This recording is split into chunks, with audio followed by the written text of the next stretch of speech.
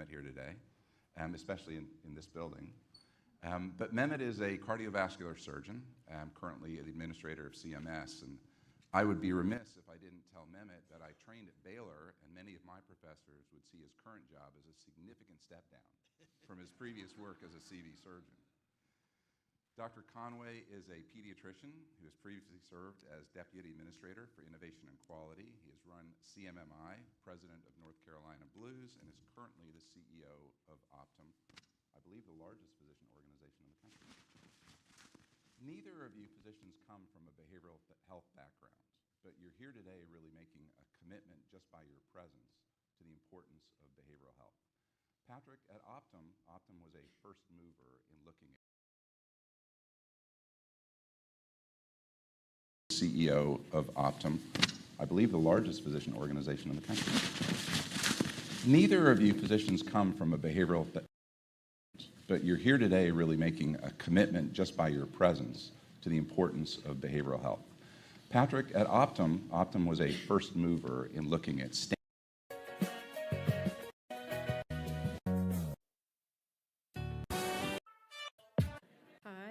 I know we have a few people still coming in, and so we wanted to give them just a little bit of time, so thank you everybody for your patience. I'm Carissa Schweitzer-Mushik. I'm a counselor here in the immediate office of the Secretary. I have the great honor of supporting the health services portfolio, so that includes HRSA, SAMHSA, and then the Great American Recovery. Great honor of support.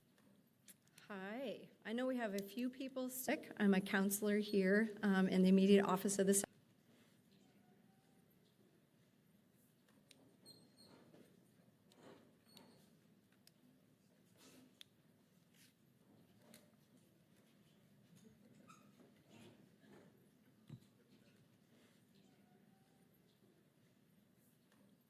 Hi, I know we have a few people still coming in, and so we wanted to give them just a little bit of time, so thank you everybody for your patience. I'm Carissa Schweitzer-Mushik. I'm a counselor here in the immediate office of the Secretary. I have the great honor of supporting the health services portfolio, so that includes HRSA, SAMHSA, and then the Great American Recovery. As I had an opportunity to meet a lot of you this morning, I actually then see a lot of faces that I recognize too that didn't get a chance to say hi to, so hi to all of you. I'll catch as many as I can afterwards. It just makes my heart happy to see all of you. Everybody here is excited just because this is the right thing to do. It's the right conversation to have. Everybody believes, and all of you are working really hard to make a difference and to really work towards those evidence-based best practices. We know that some of you, I met a few that spent the night in the airport and a few that flew in really early this morning. So for those of you that braved the weather, thank you very much for doing that. And that also is just a testament to how important it is to have everybody here today.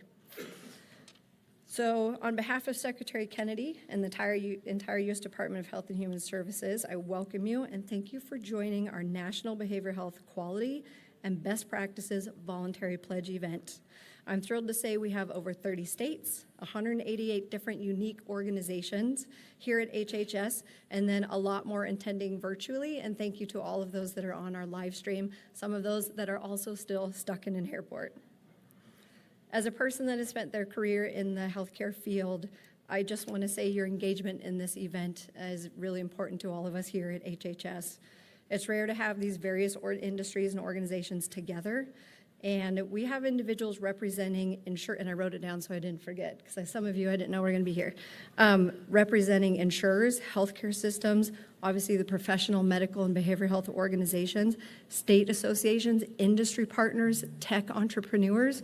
It really just is, again, an example of how everybody's working really hard to make a difference and ensure there is access to behavioral health care. This day marks a decisive and significant step for our country. Under the leadership of President Trump and Secretary Kennedy, HHS is taking a bold, decisive action to reform America's food, health, and scientific systems to identify the root causes of chronic disease epidemic and make America healthy again. Behavioral health is an essential part of that mission. Mental illness and the chronic disease of addiction are treatable, and today we pledge our commitment that they deserve the same urgency, coordination, and model of care of any other disease. This work has never been more important. and it is incredible that we all share this cause. Again, to everyone joining us, we want to thank you for your leadership, your commitment to this work, and I look forward to the rest of the program. I've had a little bit of a preview on what the questions are going to be, and we have a lot of exciting panelists for you today. So for all of you also that are committed to sharing your knowledge, we appreciate all of you today. It is now my pleasure to introduce Dr. Tim Westlake. He is currently SAMHSA's Chief of Staff. He will be your Master of Ceremonies today, and he will guide us through the morning. Please welcome Dr. Westlake to the stage. Thank you, sir. Good morning, everyone. I'd like to echo what Carissa said. It's my pleasure to welcome you here to the U.S. Department of Health and Human Services for the National Behavioral Health Quality Best Practices Voluntary Pledge event. As Carissa said, I'm Tim Westlake. It's my honor to serve at SAMHSA, and was brought in by President Trump and Secretary Kennedy a few months ago to lead the organization. I spent 30 years in the emergency department, providing care to patients in my community and developing drug and addiction policy at the state level, and I've also been in recovery myself for 29 years. I've been the safety net when care fails and the system breaks down, and sadly sometimes I'm the first and last person that a patient ever sees. It's my passion and my life's work to have an opportunity to shape a national response and improve behavioral health for America all around the country. And today, as Carissa mentioned, you'll hear from Secretary Kennedy. It's a significant leap forward. I'm grateful to guide us through it. We have a packed agenda with a fireside chat, panels, remarks, and a pledge ceremony. So we're just going to get started. Again, appreciate everyone coming in here from around the country, taking the time and energy and effort to be here. It's my pleasure to introduce our opening speaker, Ms. Catherine Burgum. Ms. Burgum is the White House Senior Advisor for Addiction Recovery and is the co-chair of the Great American Recovery alongside Secretary Kennedy. She has dedicated her life's work to supporting people, families, and communities impacted by addiction. And she continues to inspire us to act with conviction and compassion and help make recovery possible for everyone. Please join me in welcoming Catherine to the stage.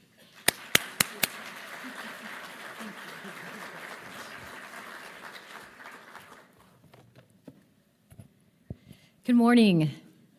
So great to see you all here this morning. Today, you're doing something that may seem very simple.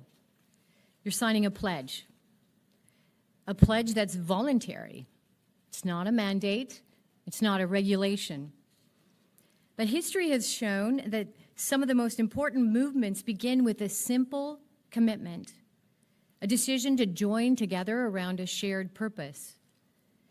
Today, that purpose is advancing behavioral health care through a commitment to adopt evidence-based clinical care pathways for screening, treatment, referral, and measurement of mental health conditions and the chronic disease of addiction. And that's why today matters.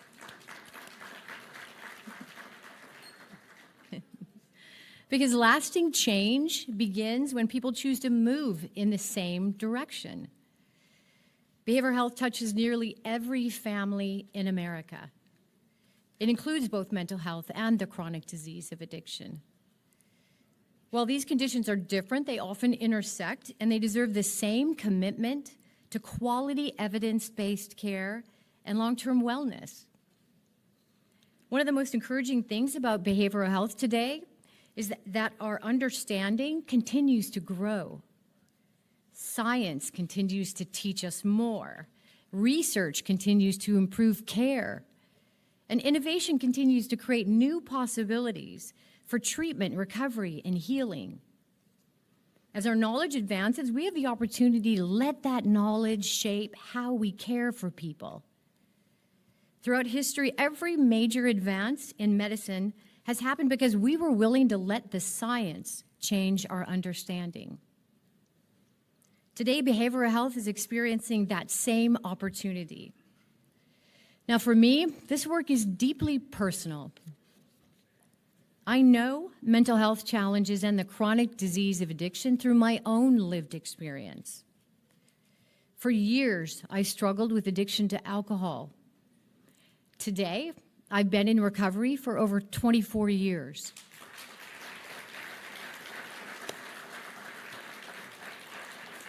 Thank you. Recovery changed my life. It gave me back my health, my family, my purpose, and created these opportunities I never would have imagined, like serving as First Lady of North Dakota, and now helping to lead President Trump's executive order called the Great American Recovery alongside Secretary Kennedy. Recovery is real. Every day people recover. Families heal, children get their parents back, and communities become stronger. That hope is what inspires Great American Recovery.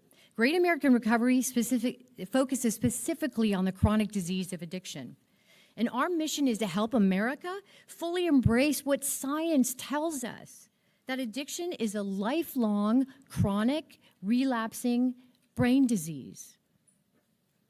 And we need to build a system for this chronic disease with the same medical approach that we do for other chronic diseases like diabetes and heart disease and cancer.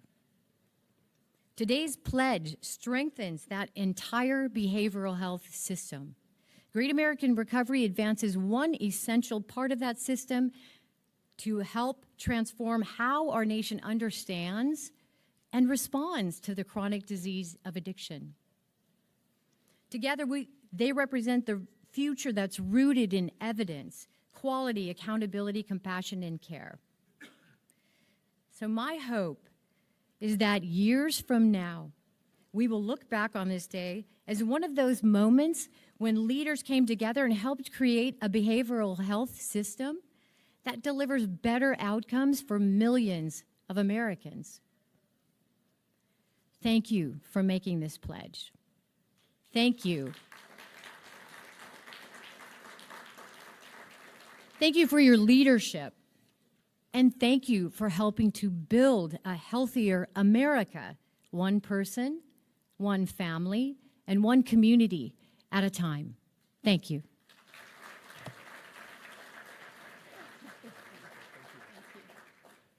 Thank you so much, Catherine. You're the champion that America needs, and we appreciate your partnership with HHS and with SAMHSA. Now it's my pleasure to welcome Dr. Mehmet Oz, Administrator of the U.S.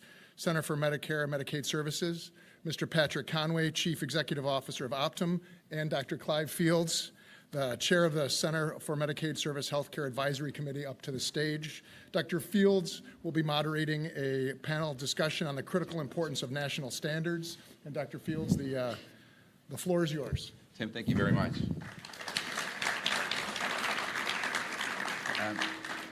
First, a good morning and a thank you to Carissa and to Mrs. Burgum for your words. They are always appreciated and deeply felt. And thank you to all of you who persevered, planes, trains, automobiles, whatever it took to get here today. It sounds like weather was a real challenge for many of you. My name is Clive Fields, and I have this somewhat enviable task of introducing two physicians that require very little introduction. First, Dr. Mehmet Oz and Dr. Patrick Conway. Most of you, and I hate to sound so familiar, but I'm going to call, Dr. Oz sounds like a first name, but Mehmet, I don't think I can hear you. Dr. Oz sounds like a first name, Mehmet sounds like a first name, so I hope that you don't mind if I take a little bit of familiarity and refer to you as Mehmet here today, especially in this building. But Mehmet is a cardiovascular surgeon, currently the administrator of CMS, and I would be remiss if I didn't tell Mehmet that I trained at Baylor, and many of my professors would see his current job as a significant step down from his previous work as a CV surgeon.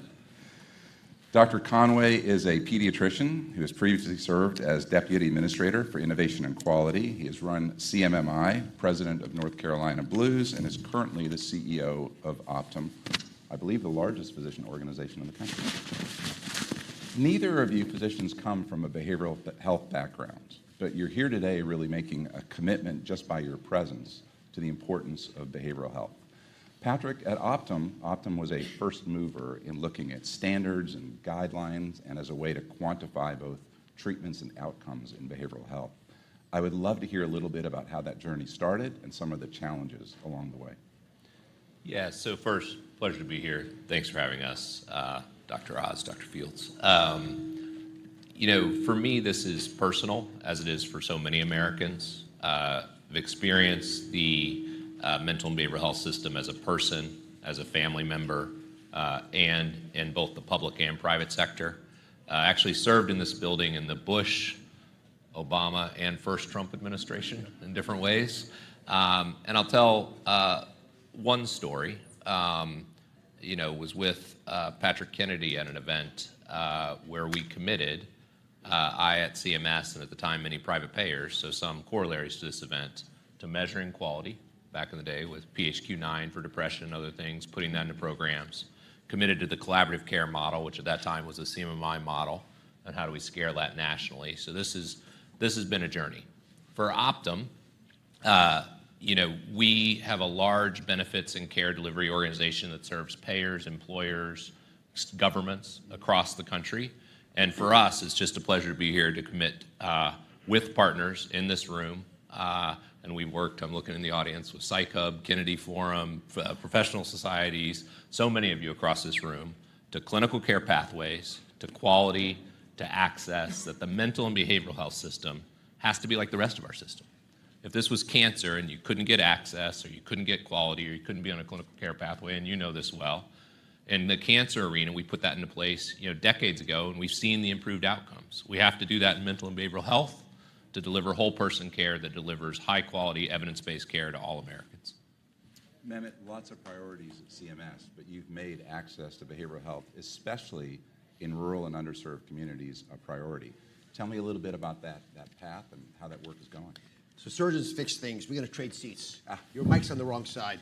There you go. This is a guy who's been on TV a few times. Yeah. Give him the water. I tried to rube over my mind, but I realized yours is messed up, so it's not going to work. So There you go. now it'll work for both of us. All right. You can tell who's in charge here. That's right. By the way, Oprah always sat on that side of the stage, which is why all talk show hosts sit there, because the entryway to the stage was over there, and she never liked how her shoes fit. So she didn't want to walk too far. So their entire vision of daytime television will change now. It's based on very subtle things, like most of the big decisions we make. A lot of personalities involved. And Clive, as a good friend, I want to correct one thing you said. You said that as a surgeon, mental health issues, Pat as well, not in the psychiatry business, that mental health issues really aren't our domain. And it turns out that if you don't deal with the psychiatric and emotional issues that your patients face, you can't do any of the things we do. Frankly, I don't think any doctor can practice. And I know that for primary care physicians, that's about 50% of the reason they're there has an underlying emotional nexus. It might be that their diabetes is out of control, which is why they came back, but the reason their diabetes is out of control is because they're so depressed and angry about something else. They're not taking their metformin or their insulin or whatever they're supposed to be taking, and so they begin to slip. In cardiac surgery, if you're in that room, you're scared. And the conversation that we're about to have is one where I'm going to have to at some point describe a mortality risk. There is no heart surgery I'm aware of that doesn't have a mortality risk. And if someone comes by themselves, it's a bad sign. Because in your time of need, you should be with community, you should be with folks. And COVID taught us certainly how the damaging impact of loneliness. The prior Surgeon General felt so strongly about it that quantified it as 15 cigarettes a day, as you're probably all aware of. But the actual human cost is one that is addressable if we intervene. So in my case, I would tell patients if they came by themselves that I needed them to come back again with someone that cares about them enough that we could celebrate together about their survival if they had the surgery. And they'd say, well, I don't have anybody in my life, which is, again, a bad sign. But invariably, there was a doorman, a delivery person, an estranged cousin. Someone was in their life that actually does care about them. And reminding themselves that that's true was an important part of my interaction with them. At CMS, we have, and we're going to talk about some of the pathways that have been crafted, some under Pat's guidance years ago. They're out there. One of the big challenges we have is people don't realize they're out there. Your primary care doctor doesn't have to be the only one who manages you. We have clinical care pathways that actually, just like we have them for diabetes and cancer and other ailments, we have them for emotional challenging. You have to actually have a diagnosis to get access to these. But when people don't know to ask and no one tells them, and it's seen as a side issue, not the main course, the entire system begins to falter. And that's why evidence-based systems that drive quality so that we can have accountable organizations deliver that quality are so important. But even there, we have a problem. I'm just going to say that, there's an elephant in the room here. You guys care about this issue. There are a lot of people who just don't have it on the radar. And so if you're not focused on it, you're not going to deal with it. Why is it that the numbers of physicians in accountable care organizations has not increased? It's been stagnant now for years. And the reason is the bottom half of the quality pyramid doesn't do quality well. That's why they're the bottom half of the pyramid, so they don't want to be in these accountable care organizations. So the people who come to these kinds of consortiums and sign the pledge and participate are the folks who already are doing the right things. We have to go beyond the borders that we've crafted around this ecosystem, outside the walled garden, and say, hey guys, it's nice in here, come join us. It's not just a hassle, it's gonna make your life a lot better, it's gonna help your patients more than you can imagine. Come join us. So you touched on the value of community. And Patrick, how does United or Optum think about engaging a community in the treatment of a whole person, not just in a diabetic educator or not just a cardiovascular rehab center, but how do you think about bringing breaking down the silos that surround behavioral health and addiction in a way that drives the kind of success that Mehmet just referred to? Yeah, I'd give 2 examples. One, interestingly, tomorrow we'll be announcing a community investment in Tennessee. So we think very purposely about how we invest in partnering communities. I also see Dr. Reed from the community health centers. You know, how do we partner with entities, providers across communities, investing in social drivers of health, investing in mental health support, investing in prevention. You know, Dr. Oz brought up a great point on the accountable care and how do we move the whole parameter. I mean, our physicians and clinicians are in accountable relationships where they're responsible for quality, experience, total cost of care. When you're in that environment, you know that integrated mental and behavioral health care produces better results. There's strong evidence on this. So you deliver via physicians, via therapists, via psychiatrists, via social workers, via the whole care team. You treat for that whole person as part of the community. We've also got our Chief Medical Officer of Optum Behavioral Health in the audience. As we serve our clients, we talk about the importance of access, integrated care. How do we get access to your employees? If you don't mind, I got to call out 3 things he's announcing because it's awesome. It's rolling out today. No one can write anything down. You can write it down if you want. I'll break. Substance use disorder. They're rolling out right now integrated care pathways for substance use disorder to get people into long-term recovery, to prevent, to treat the whole person over time. These are actually all real stories from our people. Jordan, a person who had struggled with substance use for many years. We wrapped that care around him. He's now employed, he's functioning well, he's with his family doing well. Serious mental illness. Sorry, I promise I'll talk less than you, but this is important. The patient stories are great. I talk too much. No, you're a better talker than I, by far. You're like 100 and I'm 2. Don't feel bad, I'm with you. Yeah, we're 2s together. You're a 10. Serious mental illness. Avery, had struggled with schizophrenia throughout the lifetime. Get on a long-acting injectable medicine, better adherence, wrap around clinical care pathways, whole person care, investing in community. Once again, getting them into a productive life, them and their family. The last, autism spectrum disorder, which actually has 2 components here. One is early identification, treatment, holistic care, not just ABA. ABA is an important component, and I'll come back to that, but physical therapy, occupational therapy, primary care, the whole spectrum. I grew up, I'm a pediatrician, I still practice, I still see kids in the hospital. I grew up with, a lot of people don't know, with a cousin with autism who never got the care she needed, ended up being institutionalized for 50 years before she died. That is bad for her, it's bad for the family, it's bad for the system. Now, the flip of this is we're also going after fraud, waste, and abuse. You do have providers in autism, a segment that are bad actors, and you have to go after that because you need to have that not in the system, if you will, the bottom of your pyramid, and focused on the high quality. So thanks for letting me call out some of the great work from the team, but it's just an example, once again, through partners, you focus on some of these important areas, and you provide services in mental and behavioral health, just like we would expect of any other part of the health system. No, I mean, you bring up Where's your leader? Where's your Dr. Paul? Stand up. So this is torture him. Thank you for doing that.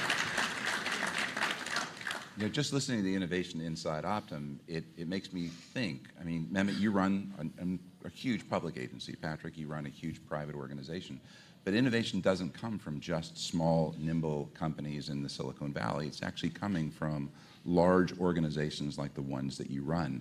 Is there anything that you could share as to how you succeed in actually successful innovation in companies and organizations as large as the ones that you lead? I'll start with the Rural Health Transformation Fund, because one of the things we can do is put our money where our mouth is and begin investing in areas not to pay the bills, but to actually transform the system, to right-size the system, which doesn't mean smaller. It's got to be bigger in some areas, often in mental health care, and smaller in other areas because we're not delivering value. So when the Congress and the President, and this was a vision that they had and they wanted to put out there, to change how 60 million Americans see their health care. 60 million Americans, rural America, who have a life expectancy that is years behind that of urban America. And if you look at all the places where they're falling behind, and there are a couple of very clear examples, you can't pass mental health as the leading example. 2/3 of rural counties in America do not have a psychiatrist in the county. 80% don't have adequate quality access to mental health services. So people say, well, put more psychiatrists out there. I mean, how many psychiatrists are in the room? Put your hands up there. It's just hard to get you guys to move to rural America. They're just not happening. It doesn't matter how much we pay for these things. And yes, we have telemedicine and other pathways that we can try to use, and we are funding these programs accordingly. But the real thought behind the Rural Health Transformation Fund is let the governors who know their state and love their state, but they definitely have insights about their states that are different from the ones that we'll ever have in Washington. Let them come up with better ideas. Most of the states came back to us with mental health integrated pathway programs. They have different ways of doing it. We have a lot of states that are now using schools as a nexus for healthcare, which I think is pretty cool. If you go around the country now, most states have vision checks in elementary school. Why do they do that? Why don't they just go to the ophthalmologist? Because no one's taking a second grader, a 7-year-old out of school, going to a optometrist to get examined, and then go later to an eye doc get the prescription filled, check the prescription. It just takes days out of the life of the kids' at school experience, but also the moms don't have the time. And these moms are the ones that are having the most challenging effort pulling all the pieces together. So they do that for eyes and eye care, and they do it because it's more efficient. Now we're doing it for kids in school as well, providing more on-campus services to those children. Same thing is also true for the ability of primary care doctors in rural America to now get access to mental health pathways. So access to a psychiatrist and a mental health coach or manager who can coordinate these efforts. So maybe the primary care doctors in your small town, but the mental health manager can get access to a psychiatrist in a larger urban center that can triage a diagnosed illness. It's those kinds of rewiring of the system that help. And I'll give you the last and really good example. If we have world-class expertise like we have in this room, but it's all siloed in the ivory towers of academia, if we can get the grand rounds, for example, to be more inclusive, so smaller centers or clinics can actually participate. Now, all of a sudden, there's an exchange of best practice that's cultural. It's not just intellectual. It's not a test. It's how do you, in practice, deal with this problem? And what's the newfangled idea that might actually work so I can begin to incorporate it in my smaller community? That hub and spoke model is working very effectively. It's working in more traditional approaches to physical medicine. It should work in mental health services, and we're putting a lot of emphasis behind that.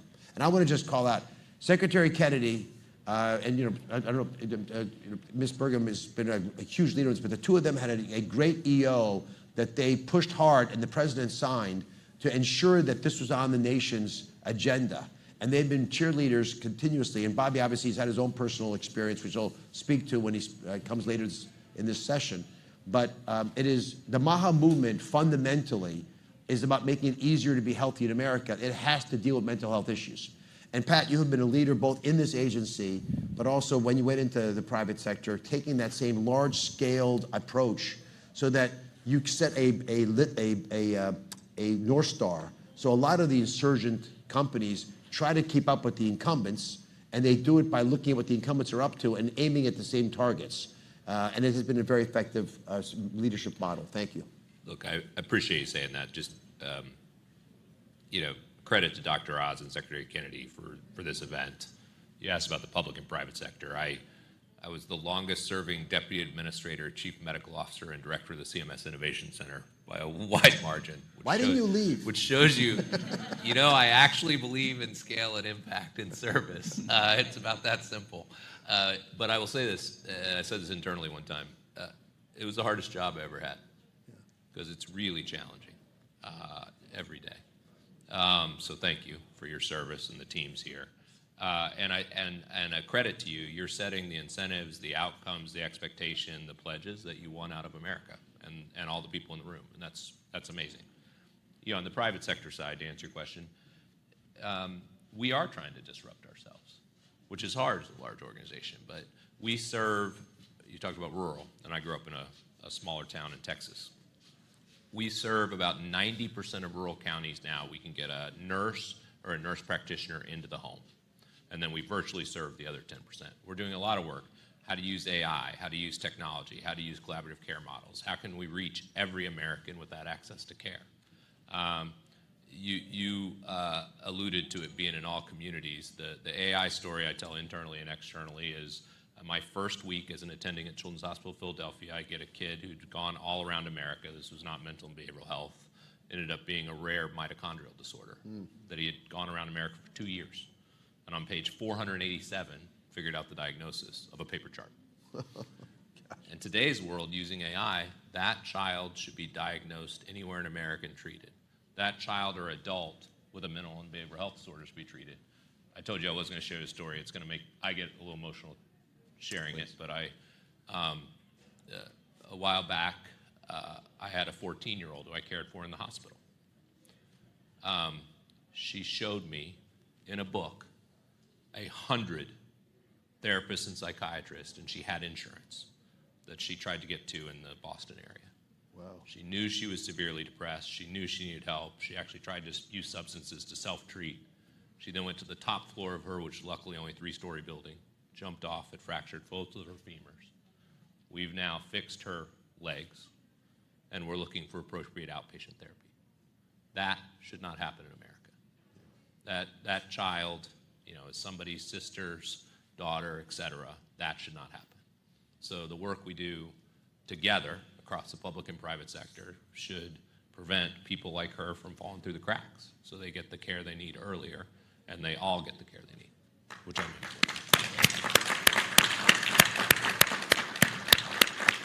Yeah, I think for everybody in the room who's directly taking care of patients, whether an ER, an OR, or an exam room, that we've all had exactly that type of experience. And we all want to do something about it. And is that it in technology? Is it in therapeutics? Is it in payment reform? What are you thinking is necessary so that young lady doesn't have a daughter that experiences the exact same thing that she did? Well, folks don't want to talk about AI very much, but it does start to address some of the concerns that you're raising, Clive. And when Pat said that about the mitochondrial disorder, which, as many of you know, might be the root cause of a lot of the autism, certainly, that we're seeing, it's hard to diagnose it because people don't look for it, and you don't know what you don't know.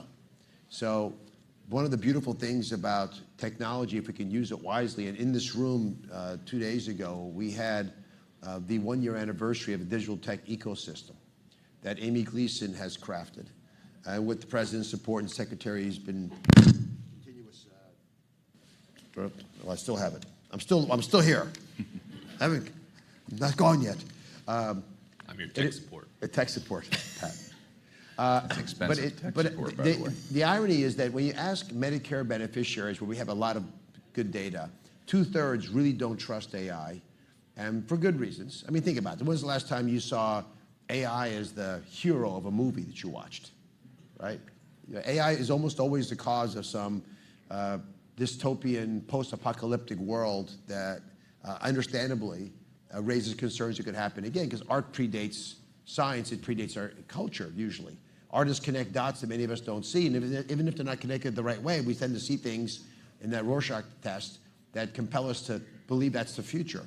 But if I think about healthcare, which is the one exception to that rule, the one place where the average person says, you know what, I could imagine having a really smart coach in my pocket.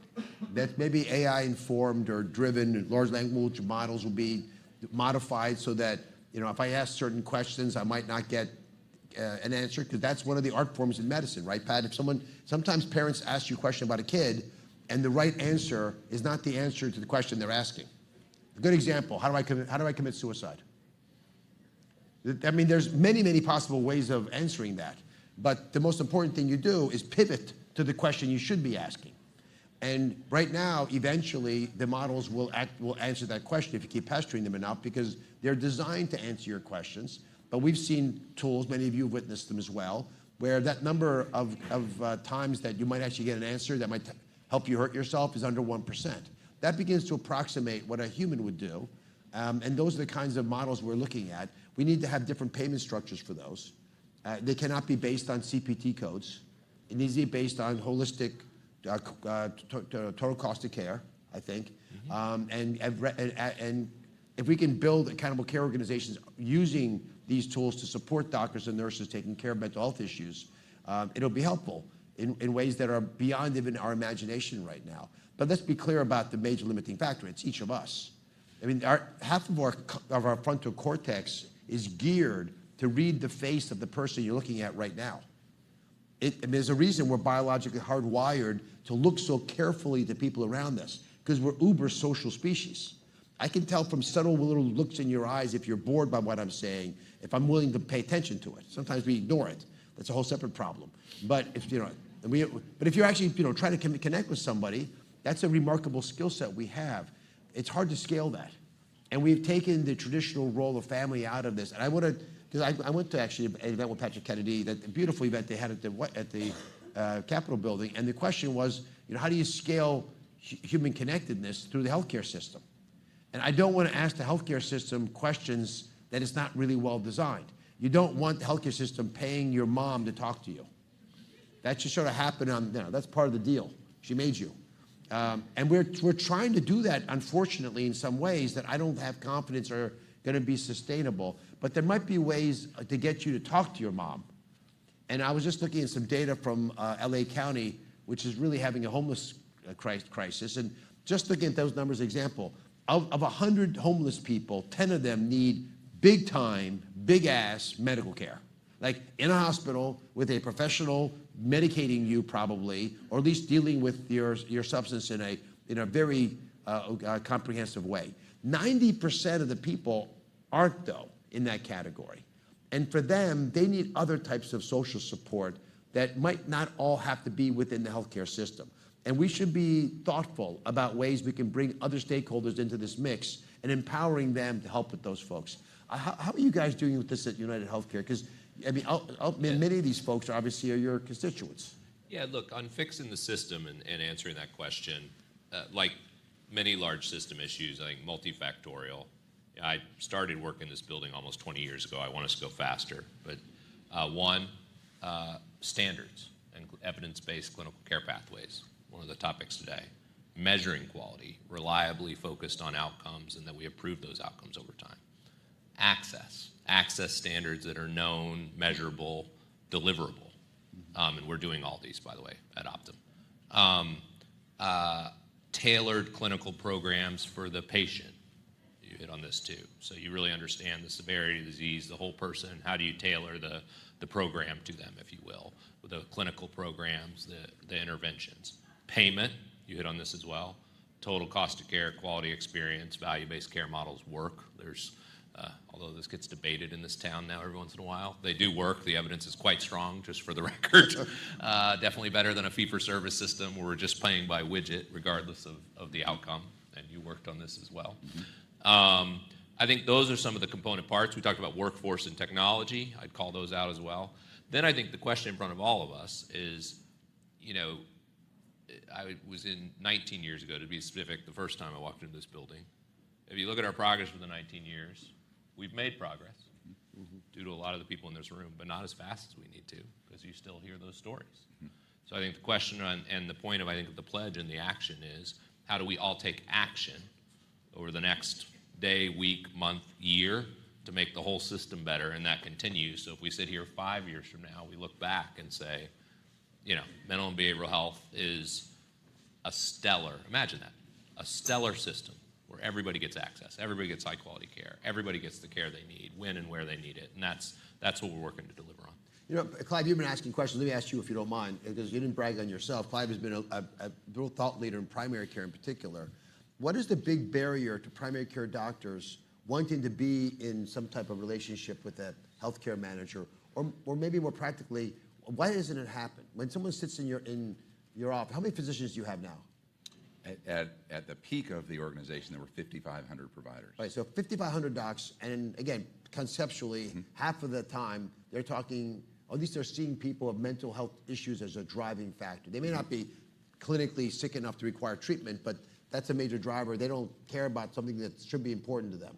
How do you actually get clinicians in the front lines to deal with that? It's such a great question, because I can't imagine a primary care physician that wouldn't want the kind of help that a behavioralist could bring to their patients, whether it was an LCDC for substance abuse, whether it was a marital counselor, whether it was a psychologist.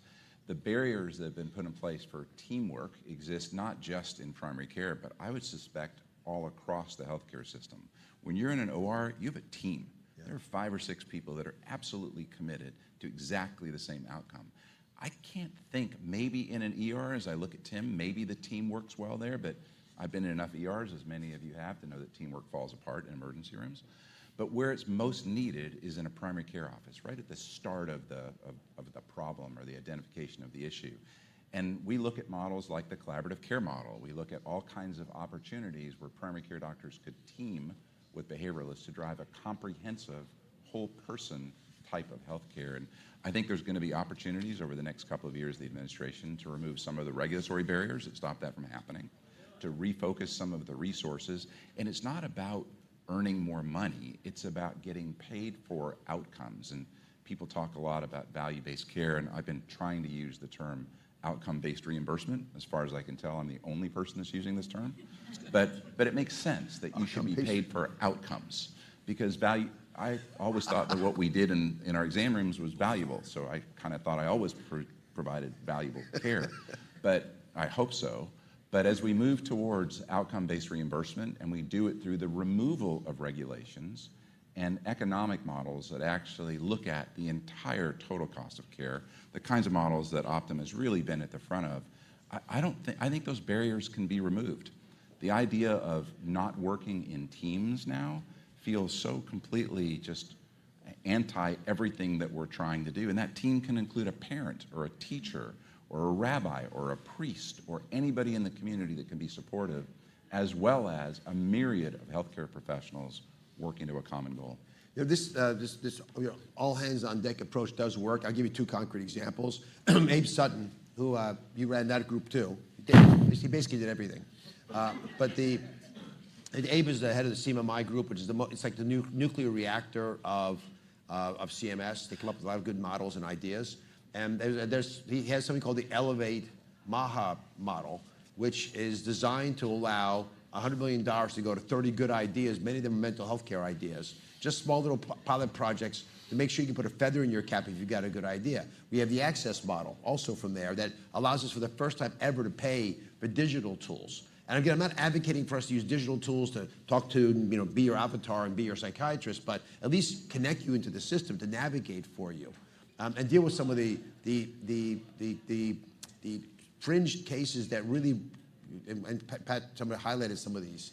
And Tim, I shot a show called New York Med, and I told the producers, when you see someone handcuffed to the gurney at dawn, interview them, because something happened that's worth hearing about. And invariably those stories that got you handcuffed to the gurney at 5 a.m., it arose from some mental health or substance use disorder error you made starting around midnight. And so we have the clues. And I also want to call out the groups that are not, like ARPA-H is doing kick-ass work, looking at large, massive shifts. They're evaluating ibogaine, for example, and other psychedelics and the role they may play. They have freedom to do things that we can't do, for example, at CMS or FDA is not able to do. But I'm being told we have to break for commercial.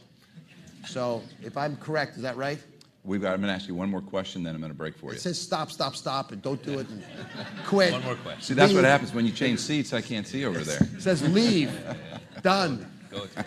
How many more do you have like that? Well, then I'm going to bring this to a close. Well, I want to hear your Because last question. it looks like Stop, Stop, Stop is winning over here. You know, the pledge opens by promising timely access to high-quality mental health and addiction treatment. And I think that's a goal that all of us can sign up for and recognize the value to our patients, to our communities, and to our own families. And so the commitment that both of you have shown, both in the public sector and in the private sector, is not just commendable, but it should be encouraged, it should be appreciated, it should be recognized, and it's been a real privilege to share these moments with you. So thank you very much. Thanks a lot. Thank you. Awesome.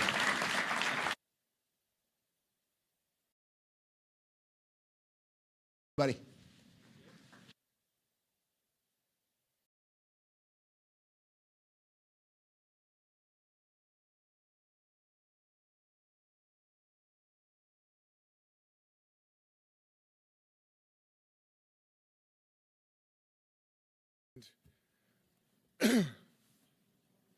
Clive Fields for the discussion. I could see that what they were talking about really resonated with the audience and really hit home. And on behalf of HHS, I'm really thankful for their service and the work that they do. For those of you just tuning in, I'm Tim Westlake, just brought in to be the leader of SAMHSA. I'd like to spend a moment underscoring the purpose and significance of why we're here today.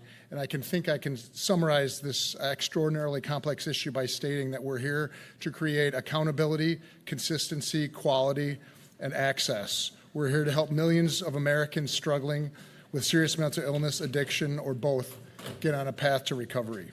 And we're here to help these people get the right kind of care that they need, when they need it, where they need it, at the time they need it, so that they can rebuild their lives, reconnect with their families, and live meaningfully. In just a short time, all of us will voluntarily pledge our commitment to following evidence-based practices, clinical pathways to ensure that people living with these chronic conditions and diseases can access quality evidence-based care regardless of where they live.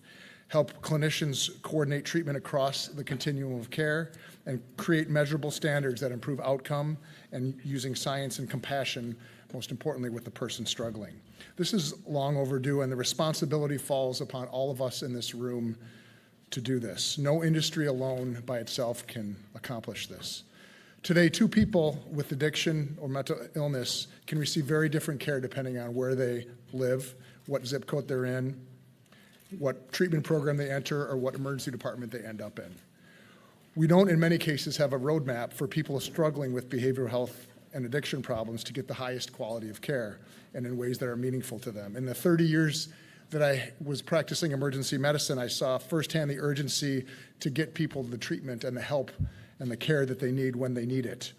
I've seen how these small windows of opportunities, when people come into contact and touch points with the care system, if those aren't in place, what happens? I've seen overdoses. The people, I could not get them medication-assisted treatment. This was before it was commonplace.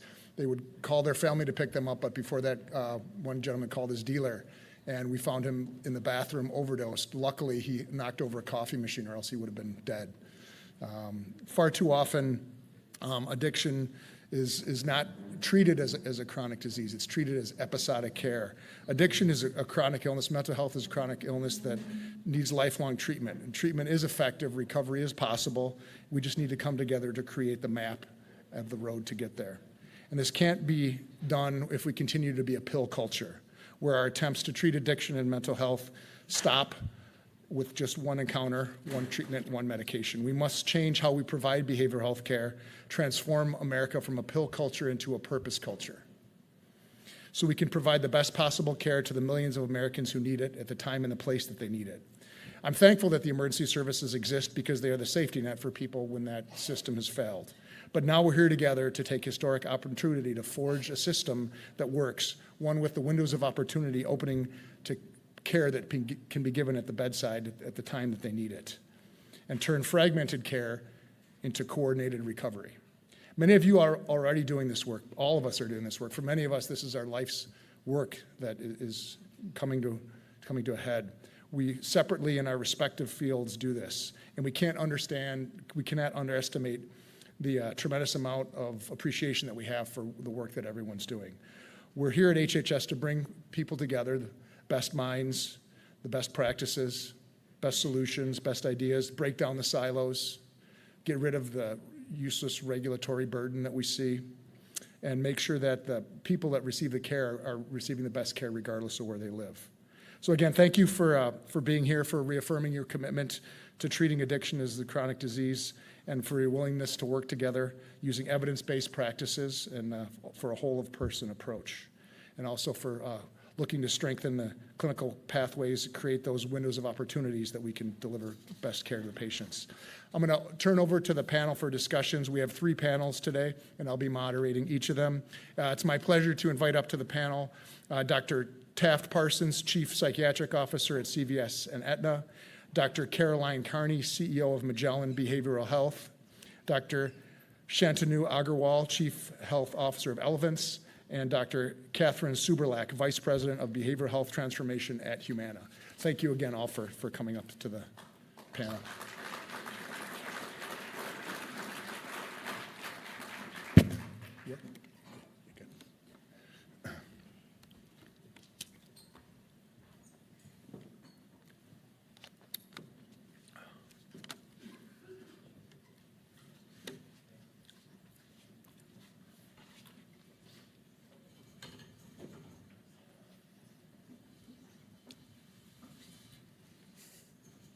Dr. Parsons, Dr. Agwald, Catherine,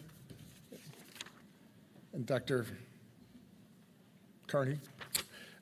Thanks for being here today. We're going to get started.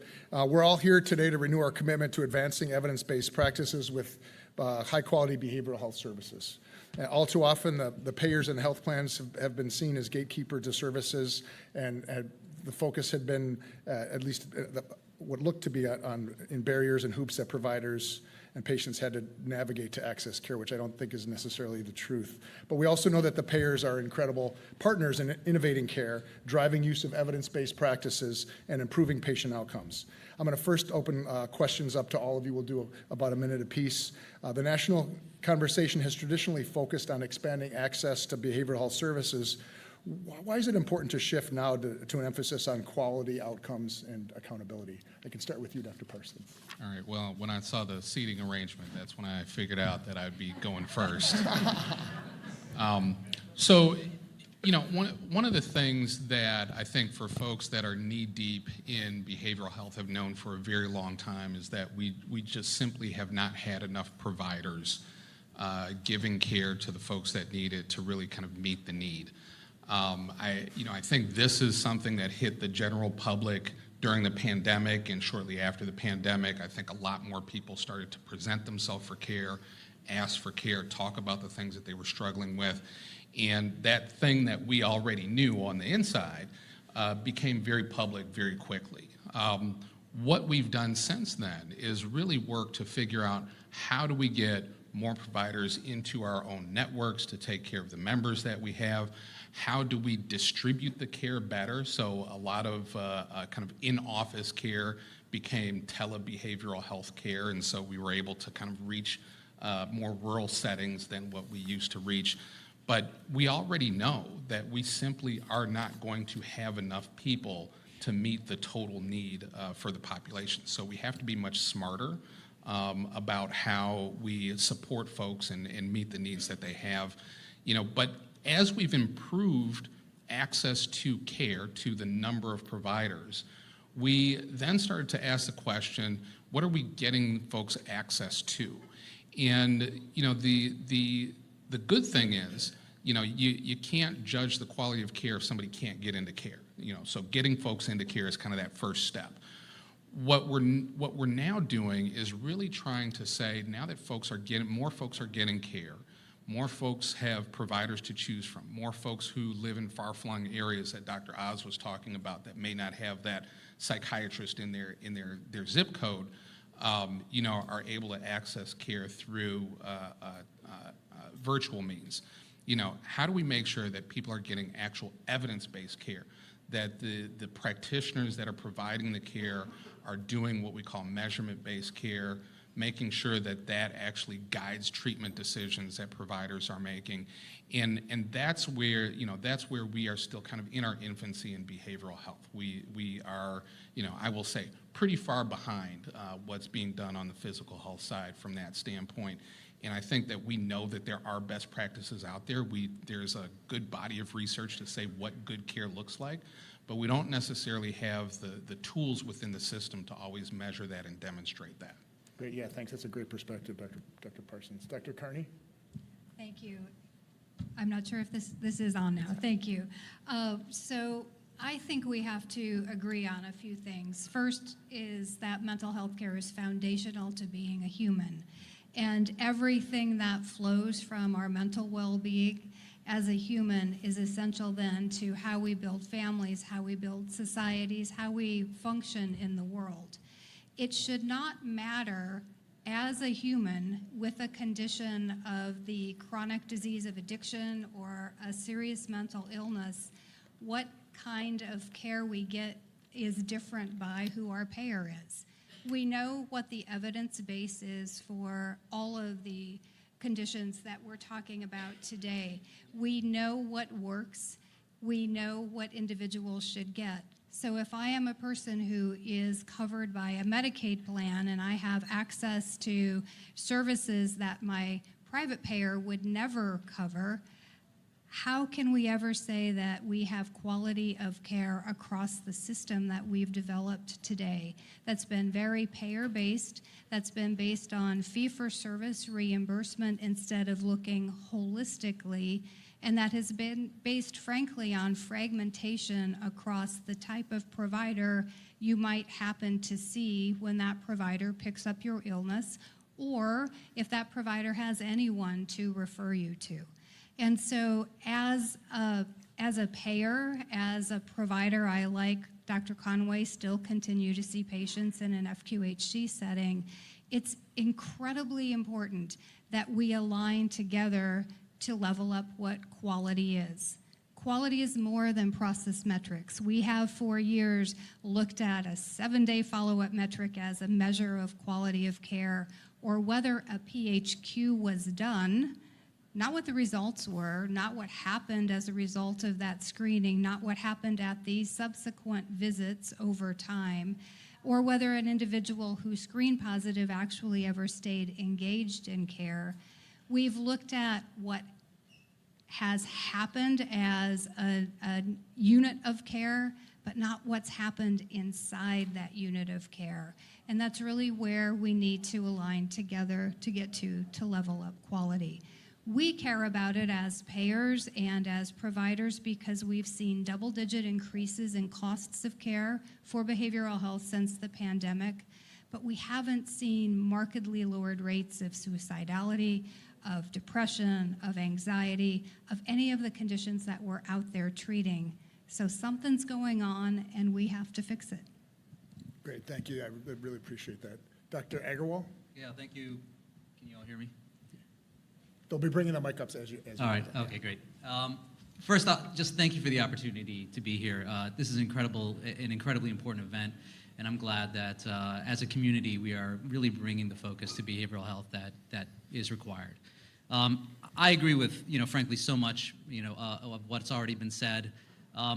We do have a focus today, sort of in too large a focus on just sort of the process of care that's been occurring in behavioral health.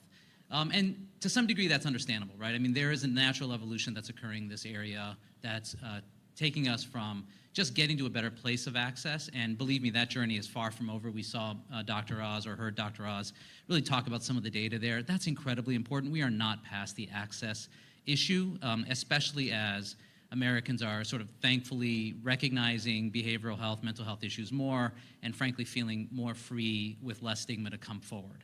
That process I expect to keep continuing, and so access will have to remain an important priority as that process evolves. But to Dr. Carney's point earlier, a lot of our measures today, and measurement is something I deeply care about. I think we all do, because that is the starting point for driving appropriate care, driving value. But measurement today is largely focused, especially in high-stakes accountability programs, on processes, those transitions of care, medication adherence, certain screenings being done, but not really looking beyond that at the outcomes. So maybe I'll just add two things. One is, as we think about outcomes, there's a great value to getting there because it brings behavioral health treatment on par with the rest of the system. We need to get there. It needs to be better integrated with physical health care. It needs to be part of the sort of the daily practice of medicine, and I think there's some real challenges in doing that hopefully we'll have a chance to discuss. But I think outcomes measures align the whole system and aligns clinicians with actual patient needs. And by the way, patient-reported outcomes are a really important part of outcomes in general, and that's, I think, significantly lagging in BH today. The second point I would make is I want to see not just integration between behavioral health and physical health, but that social health component is really, really critical. We did a survey of our members not too long ago and found that there was an incredible overlap between, let's say, food insecurity and depression and anxiety. That is not surprising, right? On the face of it, that is the human condition. When you do not have access to the right social needs, when you do not have access to sufficient coverage, sufficient care, of course it shows up, it emanates as a mental health, as a behavioral health issue. And so part of integration to me is not just that integration with physical health, which definitely needs to be discussed. I think we've made some good progress on. But how do we bring our system of traditional healthcare closer to the social environment and really make sure that it is integrated and that people are experiencing that integration? I think that's how ultimately we will drive improvement in all of these domains together. Yeah, thank you for that. I think something that really resonates with me on what you said as well is the regulatory burden. You all have mentioned that. And, coming and, from the docs here in the room, we see that. And one of the things that I really one of the reasons I quit my job and came out here to do this is to be able to get rid of that useless regulatory burden. I call it regulatory jujitsu, where we just put in the things that will make the changes, but get rid of all of the rest of the burden. So that's something that if confirmed, I'll look at SAMHSA doing, would be to look at everything that's unnecessarily there that doesn't add to the quality. And I think we should look at that everywhere in medicine. I think the insurance companies, the payers should look at that. I think we need to look at that in the hospital systems. We need to look at that at the federal level, at the state level. I think one of the things that we need to do is get rid of the obstacles that get in the way between the patients and the people that are giving them care. And that's what the system should be. And that's the vision I have for American healthcare is providing the tools and services that gets the best care at the bedside. I know we all share that, but I think we really need to focus on that. So, and again, Mrs. Suberlak, you want to? Yeah. Hi, it's great to be here. First, I'd like to say thank you for elevating me to doctor. What I'll clarify is that I'm a clinical social worker, and I think it's great to represent multidisciplinary individuals up here, particularly piggybacking off of what you talked about the experiences of our members that require whole person care. So agree with so much of what my colleagues have said. What I would add is why quality is important beyond just the access piece is we're very interested in understanding not just are our members being seen, but are they getting better? And what does that look like from a perspective of right care, right time, and in the right place? Meaning, talking about the patient stories we heard earlier today, we want to ensure that we can reduce suffering. So many in this room, I see head nods, you know this, but often an individual who experiences a chronic behavioral health condition, they may suffer for close to 11 years before they are receiving the care required to have recovery. And I think as good stewards of both taking care of our members and the provider experience, we can create a simpler opportunity for both reducing friction, reducing how you access that care, and then overall feel better. Great, thank you for that perspective. I'm going to kind of jump around a little bit. I think this is an important question. I'm going to start with Dr. Parsons. I'm going to go, if you could advance one policy system or change, if you could kind of wave kind of a magic wand over the next 5 years to improve behavioral health care, what would you do? And why would you do it? Well, one of the things that we continue to go back to in conversations with the providers that are within our network is, from a behavioral health perspective, one of the things that happened when they brought in meaningful use requirements in the HITECH Act is that behavioral health was kind of left out. And so we have a substantial portion of our provider network in behavioral health that is not using an EMR that meets meaningful use criteria. And what that does, especially when we're trying to look at quality that's a little bit beyond what you can find in a claim that gets submitted for payment. So insurers, we get a large amount of data about a very limited set of things. What comes across in a claim is like, who was the person, who was the provider of care, what setting was it in, what diagnosis was treated, but there's not a lot more that we get. We get that for a lot of people. But we don't really know that beyond that unit of service that was delivered, did that clinician actually use a measurement-based tool to assess the severity of the condition, and was it an appropriate tool for the condition that the person's diagnosed with? We don't have that level of visibility to be able to make a judgment of whether or not that person's getting good evidence-based care. And on the physical health side, the use of meaningful use EMRs has really helped to advance that discussion. It's helped with national quality standards. It's helped with the conversation going into value-based care, and that's something that we don't yet have on the behavioral health side. And so I think that if there is a policy issue to be addressed, it's kind of bringing the behavioral health providers up to speed from an EMR perspective, because that facilitates a lot of these kind of discussions and conversations that we can have about the use of clinical care pathways, about how that changes the manner in which we contract with providers. And so that's a big issue for us. Yeah, that's a great perspective. Thanks, Dr. Carney? Mine is a very different answer, and so I'm going to say I would fundamentally blow up the system of care as we have it today and look at a very different model of care. We have a model of care that could work, that we've seen in other parts of healthcare, that should be led by individuals at the highest level of their license. Those today are psychiatrists, and we have dwindling numbers of psychiatrists across the country. And in a team-led model of care, we can see thousands of patients on a psychiatrist's panel instead of hundreds of patients. A psychiatrist at the top of a panel or an equivalent physician can then work with the therapists, the peers, the faith-based organizations in the community, the social connectedness that we need to have in that system of care, and really create a team that gets the diagnosis right from the top, and it trickles down to ensure that the right care pathways are used, the right evidence is used in terms of treatment, and the right reach into the community and into the patient's other needs are being met. Maybe that's a dietitian, maybe that's a worker in the peer space or in the addiction space. But we can set up a model of care where we can really expand the reach of the psychiatrist into a much greater level than it is today.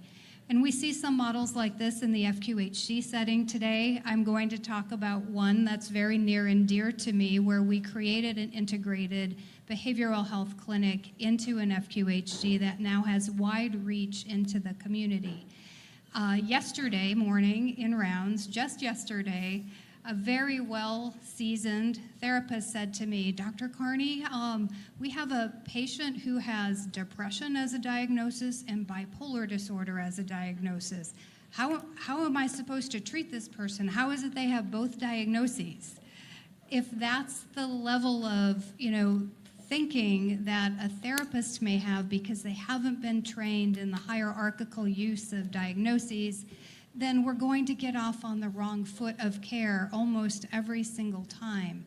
We can fix that by creating a different model across every community in this country that will work. And if that model is foundationally where people first come to care, whether it's in primary care or whether it's in specialty medical care, that group, that model can then extend into inpatient care and other levels of care to pull everything together. It is the quarterback of behavioral health care that we could use to ensure that no one falls through the cracks and that we are linking from inpatient to partial to residential to outpatient care in a holistic, patient-centered, integrated way. Yeah, that's awesome. The ideas that you guys that we've had are just amazing, and I'm so grateful that you all are here and that we're able to share these. I think that's what we need to really transform the system that we have into what the system could be, not just what it has become. Dr. Agarwal, we'll take a crack at it. What do you think? Yeah, so again, there's just so much potential between HHS and CMS and other agencies on what can be done to further this field. I think the whole audience knows, right, like the incredible role that you all play in clinical standards, in quality, in payment, in value-based purchasing, in the adoption of technology, to Dr. Parsons' point. All incredible, all very important, and cannot be overestimated. There is one point that I just want to focus on a little bit, which is the education of clinicians and other health professionals. Again, CMS and HHS play a really important role. And Tim, you're an ER doc, right? I'm an ER doc. I would bet that you, like me, feel so much more comfortable treating hypertensive urgency and emergency than depression, than anxiety, than bipolar disorder. That's a problem, right? Especially in a system that continues to have access issues where there are going to be ER docs in every community, but not maybe a psychiatrist in every community.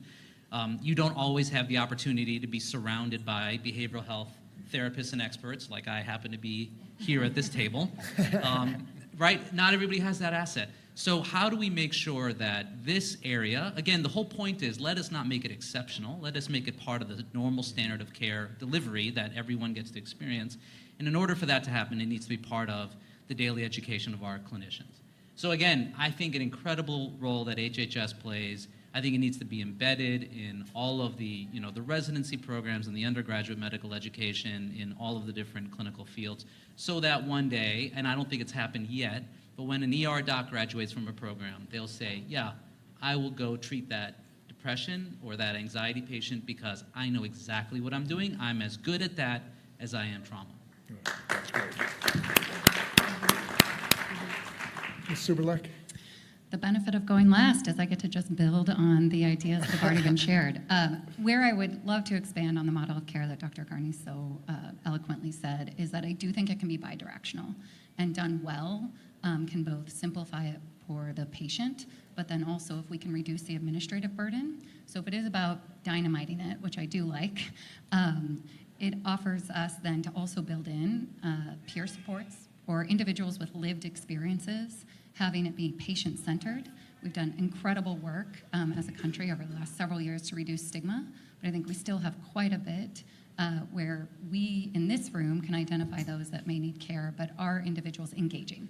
So they may access it, they may know where to go, but how can we maintain their engagement in high-quality care so then we can see prevention in relapse and prevention in ongoing episodes. So I think both being bidirectional, because I completely agree about the specificity. If we do not get the original treatment and identification right, it can become very complicated. What I would call into that too, it was brought up earlier, but just leveraging digital technologies to also get it right from the start. If we think about that patient case that you brought up that just happened yesterday, I as well have seen patients for over 20 years, west side of Chicago, started in FQHC, so sat through several of those morning huddles, know exactly the scenario that you're talking about, and it's all too common. And it's often because individuals with behavioral health conditions, whether that is mental illness or substance use, present at several different places. And they may have short stays, they may interact with a workforce that maybe has not received the highest quality that we can provide. And so at their next point of care, you may be looking at a host of diagnoses that don't help you in that point of care. And so how can we both identify early, leveraging technologies that are available to us today, looking at that 400-page medical record and getting to it quickly, leverage and optimize the entire workforce from patients with lived experiences all the way up to our highest trained individuals, and go both ways. So there's kind of no wrong door for our members, which then lastly what I would add would just reduce the entire system. Because if we can build what Dr. Carney and the rest of my colleagues have described, It can reduce the burden for those specialists, for those primary care providers we would like them to work to optimal license as well. So then how can we offer our expertise to wrap around that member experience and ensure that they're getting the best care possible? Great. Thank you guys so much. I really appreciate you all taking the time to come out here. That was, I think, an amazing panel, and I really appreciate your work and your service.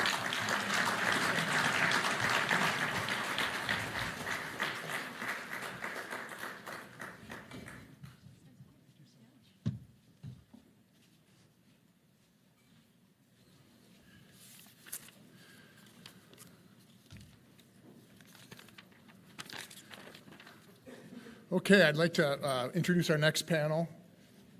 If we can get the, gotcha.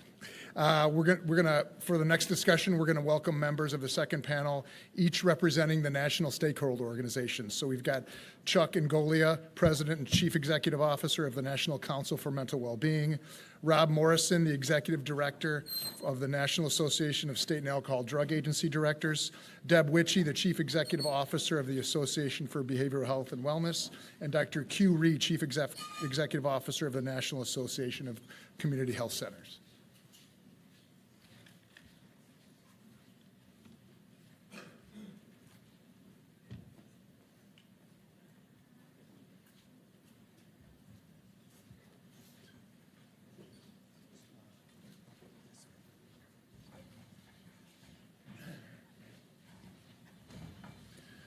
Again, I want to thank each of them for their appearance joining us today. They represent the key behavioral health leaders in the state and community levels across the country. Each of them has been working for many years to strengthen the behavioral health care delivery system, to break down the silos and fragmentation in care. And often they've been doing this through a patchwork of funding from federal grants, Medicare and Medicaid, private payers, state and local funds, donated funds, and more recently, opioid settlement dollars. Yet we still always seem to be struggling to maintain and sustain the system. I'm going to open up the questions to y'all, but I'm going to start with Chuck, and we continue to go around. Chuck, from your perspective, what do you think the biggest opportunities are immediately in front of us and then on the horizon to finally realize a comprehensive system of care that provides timely access to quality treatment and support of people with behavioral health conditions? Well, thank you for the opportunity. So I think CMS and SAMHSA have been leading an incredible effort over the last 2 years through the implementation of certified community behavioral health clinics to try to bring national standards, national data, national expectations. I really resonate with something that was said earlier today, that it shouldn't matter in this country where you live. You should have access to evidence-based care, and that, I think, is a huge opportunity. And I think we have opportunities to continue to improve as a country to make sure that mental health and substance use care is integrated. And I think the emerging research around a transdiagnostic approach, I think, also is very important, not being fixated on a particular diagnosis, but really focusing on what are presenting problems and how do we help people return to their highest level of functioning as quickly as possible, I think, are really great opportunities. And then lastly, I would say we have something to learn from the rest of the world in terms of task sharing. How do we expand the universe of people who can do evidence-based psychosocial interventions beyond clinicians to take some of the pressure off of the shortage of clinical personnel that we have? Great, thanks, Chuck. And Rob. Thank you. Thanks for the opportunity as well. Really appreciate your leadership, and congrats on the nomination. I work to represent state alcohol and drug agencies around the country, and I think it's important that we're in convenings like this together with all the different sectors, and I can't continue to talk about that without recognizing Patrick Kennedy, who's been promoting this work across so many sectors for so many years, and I appreciate your leadership. And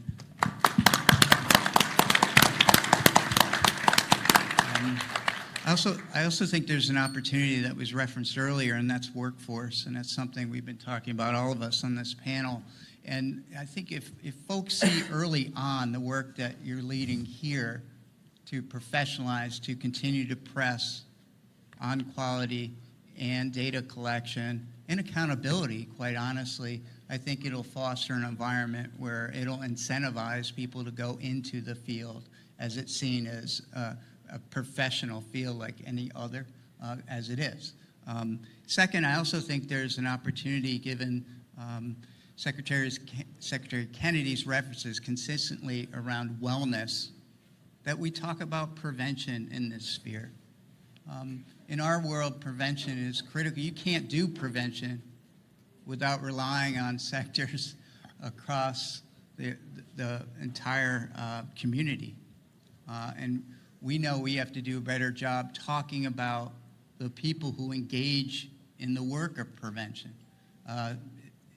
That's really important to us, that people know there's something called a certified prevention specialist, that their craft is based on expertise. And I want to recognize SAMHSA's work to promote prevention fellowship program to provide that tier. Also, finally, I want to recognize the work here at CMS to continue to have all sectors at meetings like this. I want to recognize the Association of State Medicaid Directors, Kate McAvoy is here, and the work we've been doing across a lot of different areas, but making substance use disorders a priority. So thank you. Great. Thank you, Rob. Brian, Dr. Hepburn. Thank you. It's a nice opportunity to be here and work with you and learn from our peers, and gives us hope. So thank you. I work with the National Association of State Mental Health Program Directors. That means that we work with leaders in all of the states and territories, and we try to help improve mental health access and the quality of services in all of those areas.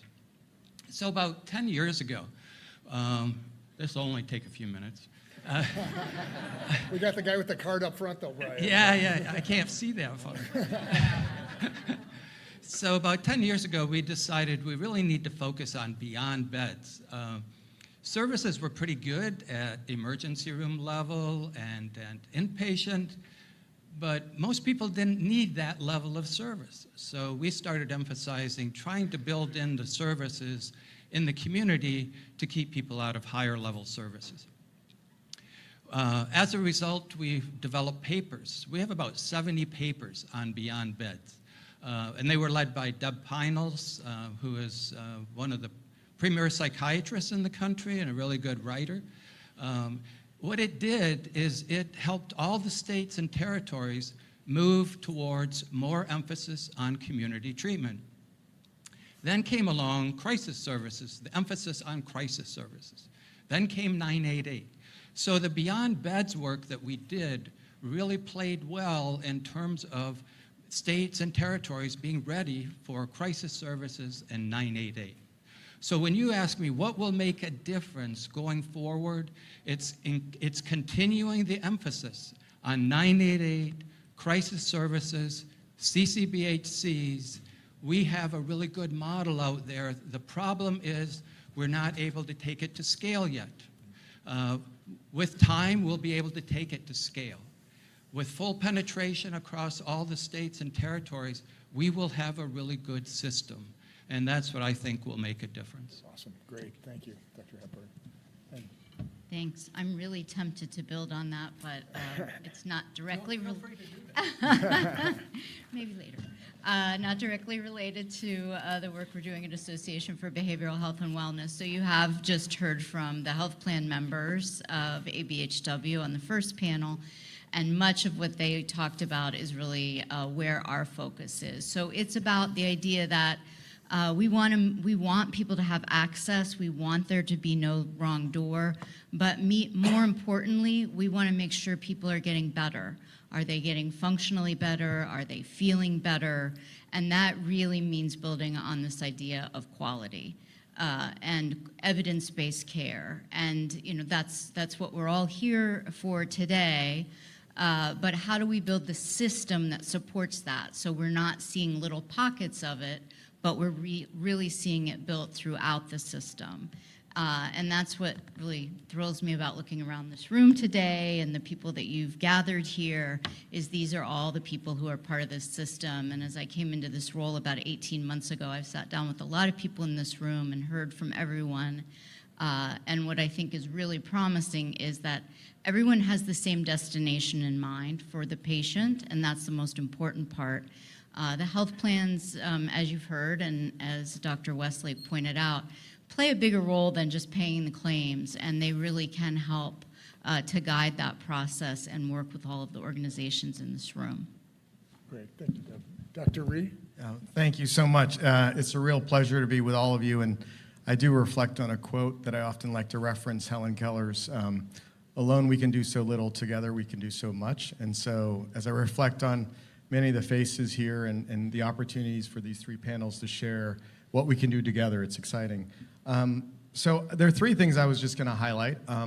As a primary care doc, as an internist and pediatrician who represents the largest primary care system in the country, community health centers, I want to express definitively that mental health is health.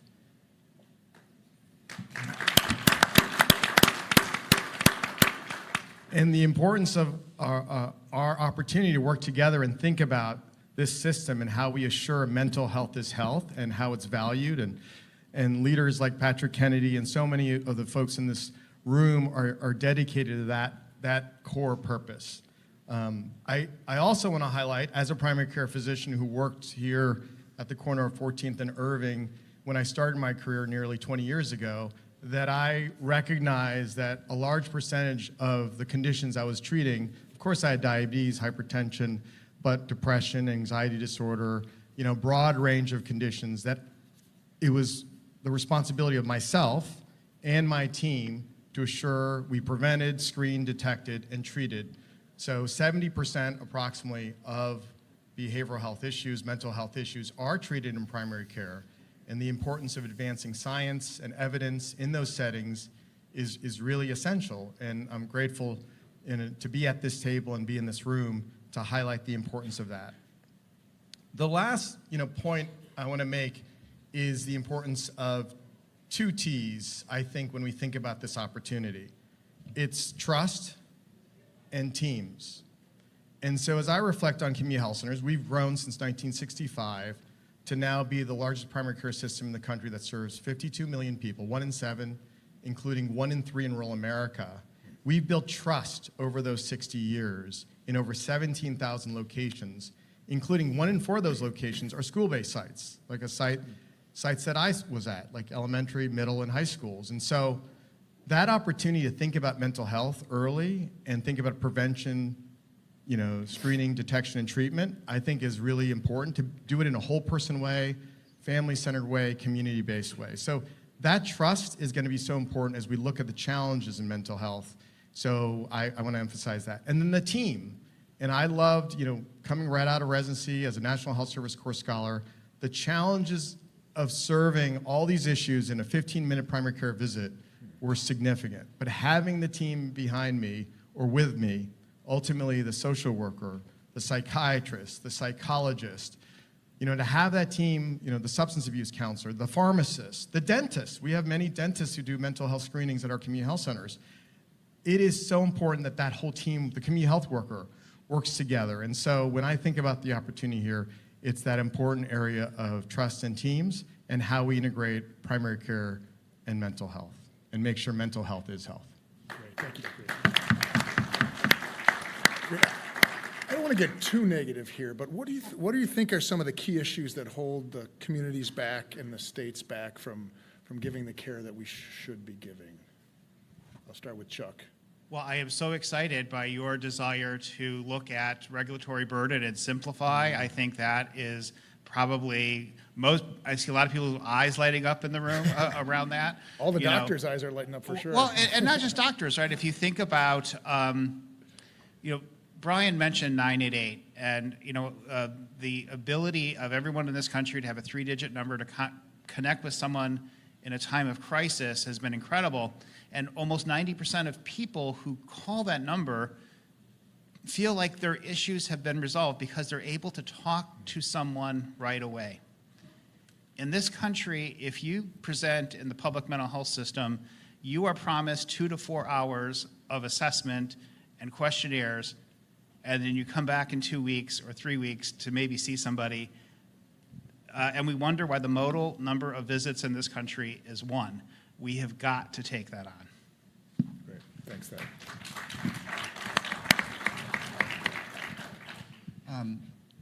Recently, you released the survey on drug use and health, and I appreciate all the work that went into developing the data around it. And a couple of things jumped out at me that we're still struggling with, and that was citing reasons for not receiving treatment.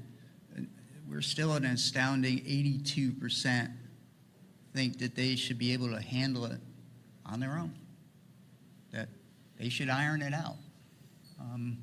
And that another significant portion said they didn't have time for treatment. And I don't think we're talking about folks who want to spend more time at the gym or at the beach, right? I think we're talking about the basic needs that they have regarding childcare, their job, where they're living, all the data that you've been promoting as core data sets, a place to live, a job, and connections. Those are core challenges that I hope this convening will help jumpstart and continue to increase access, as Chuck referenced. So thank you. Great, thanks. Thanks, Rob. Dr. Hepburn. Yeah, thank you. So I'll stay with 988 and crisis services and talk about one of the barriers there is the lack of participation of the private payers. Financial sustainability is a big issue, and the lack of the participation is a problem. So we all need to do a better job of getting the private sector in terms of the private insurers involved in covering crisis services. That's one. Two is that we need to do a better job of getting law enforcement and the judges involved with the crisis program, because what happens right now is that if law enforcement gets involved, they pick somebody up, the fastest drop-off for an individual, and I'm talking about misdemeanors, the fastest drop-off is arrest and take to jail. So you have all these individuals with mental health problems, substance use problems, don't need to be in jail, but are taken there because the system answer to dealing with them quickly is jail. We need to change that. Now, in some jurisdictions, we are changing that. We've gotten law enforcement involved, and they're dropping people off at crisis programs rather than arresting and taking to jail. Now, why doesn't that happen all the time? Well, one of the problems that you get into is it's a matter of, in some cases it's statute, some cases it's culture, where individuals are picked up and they're not taken to a crisis program because they have to go to the emergency room. Well, they don't make it to the emergency room because the fastest drop-off for that policeman is to take the individual, arrest them, and take them to jail. We need to do a better job of making it clear that you don't have to go to the emergency room first. You don't have to have medical clearance. You can go to the crisis stabilization program. Whatever barriers there are in the state that's contributing to that, we need to change it. A third point I would make is the Institution for Mental Disease. This category was developed in, 1965? And it was to keep the federal government from having to pay for long-term care. At that time, somebody could be in a state hospital for a year. Well, they did not want to be the federal government to pay for that. Well, now we have crisis stabilization programs, average length of stay, 3 to 5 days, that have over 16 individuals that are considered IMDs. What does that mean? Medicaid can't pay for individuals in an IMD unless they are under age 22, over age 65. So we need to do a better job if we're really focusing on the best practice model is 988 and crisis services. We have to remove those barriers in order to take it to fully across the country, full penetration, full scale. And you bring up a great point, I think, with the justice system, and it kind of reminds me of the the things that I'm seeing here, which I think are unique to HHS and to this administration with Secretary Kennedy and President Trump, is wanting to break down the silos. So we're looking to work with Department of Justice on how do we connect people, drug courts, what can we do? And again, this is not just federal stuff. The real work gets done at the state level, at the county level, and that's where y'all's work is so critical in this. And so, we're working with HUD, breaking down the silo to make sure that people get access to treatment and not just housed and by themselves. And so I think there's this unique window of opportunity. I think we all can see that we have this time that we can make some structural changes, and I hope we can take advantage of it. Thank you. Yeah. Deb?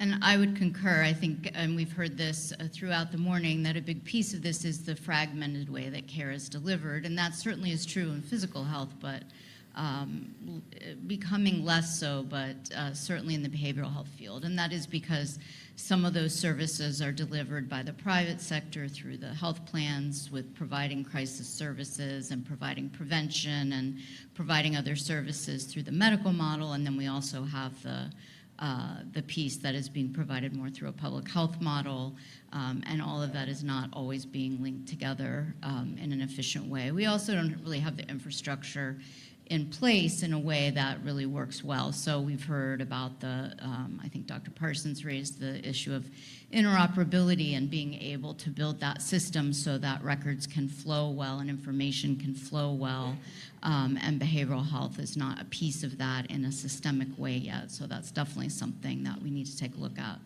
I would say the last thing I wanted to mention was just around this issue about workforce, and we've touched on it throughout the morning. And this really is about more than payment. There was a recent article in Health Affairs that looked at some of the workforce issues, and we have shortages in some areas, in some fields. We have geographic distribution issues, which we've talked about. There are some pipeline and training kinds of issues that make it hard to get into certain fields. And a lot of other issues around licensing and administrative burden and those kinds of things. So I think really taking a look at workforce and going back to the T and the teams is something that's critically important if we're really going to have a system to deliver behavioral health services in this country. Great, thank you, Deb.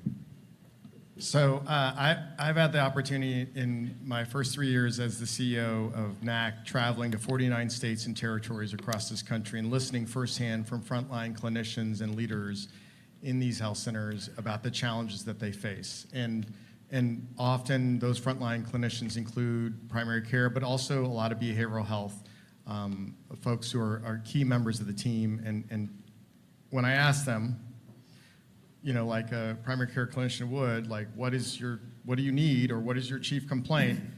It's funding and workforce. Those are the top two. And obviously they overlap with each other.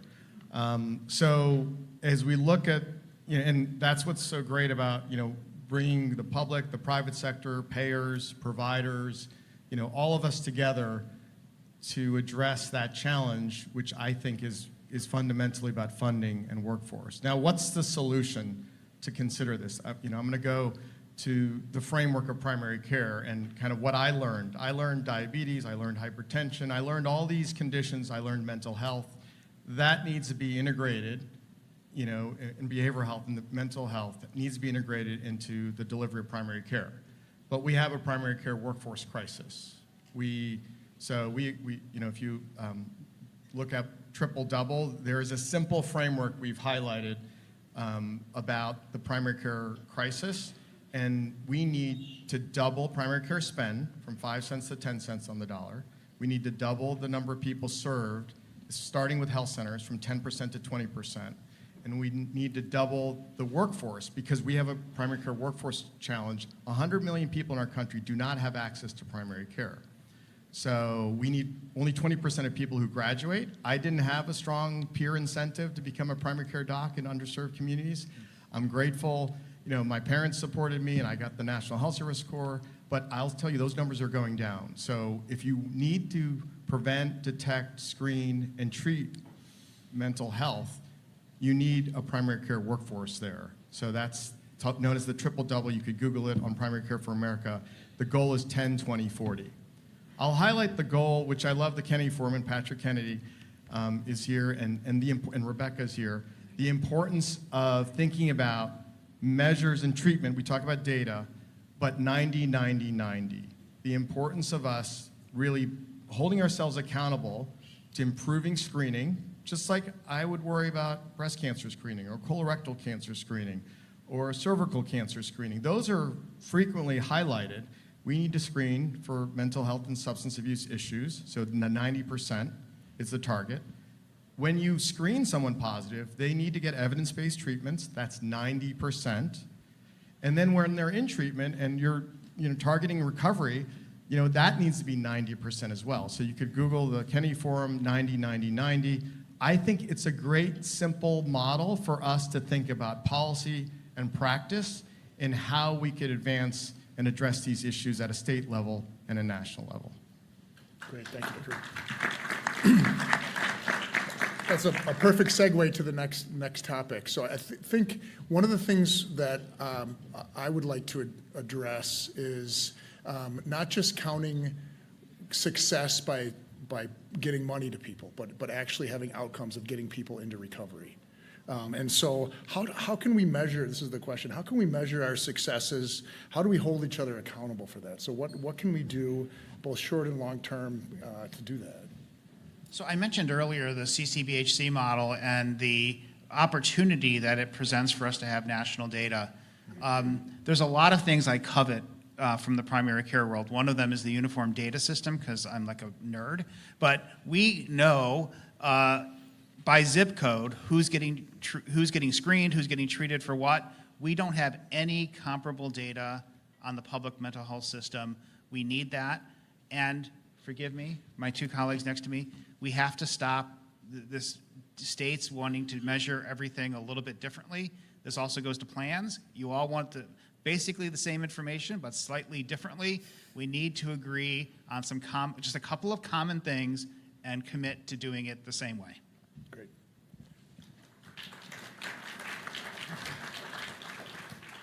We love all states, and every one of them. Working on data and core data sets is something we're interested in as well. And I think the exercise we're doing here is that balance between national standards and how states oversee their system. And that will be a journey we'll be on for quite some time. For us, I think leveraging the recovery community, you mentioned recovery as an example, and I see Patty from Faces and Voices of Recovery here.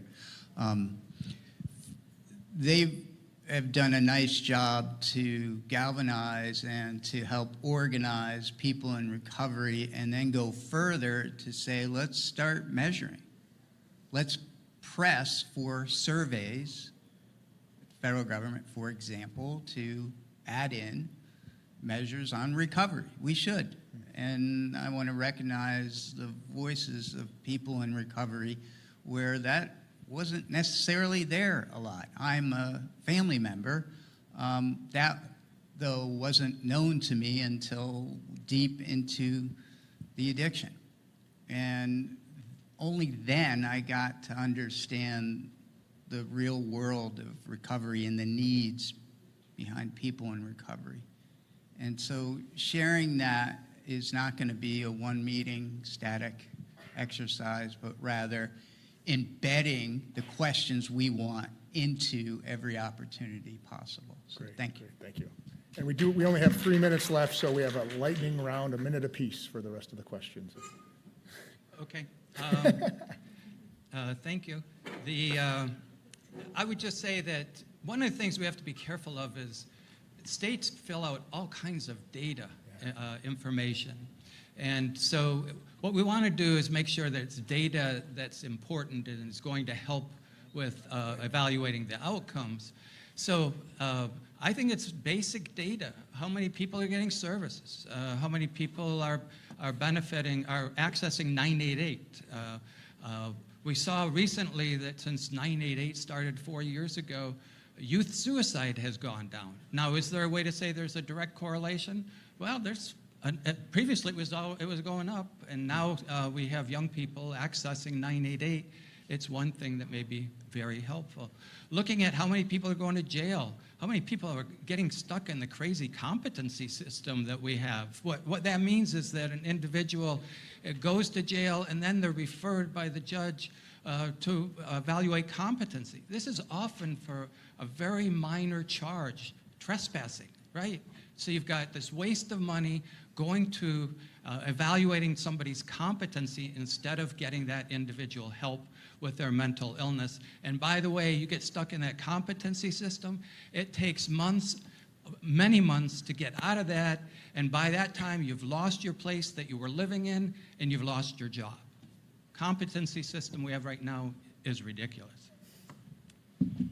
All right, well, I only have a couple seconds. I'm going to say I agree with Chuck. Thank you, Debbie.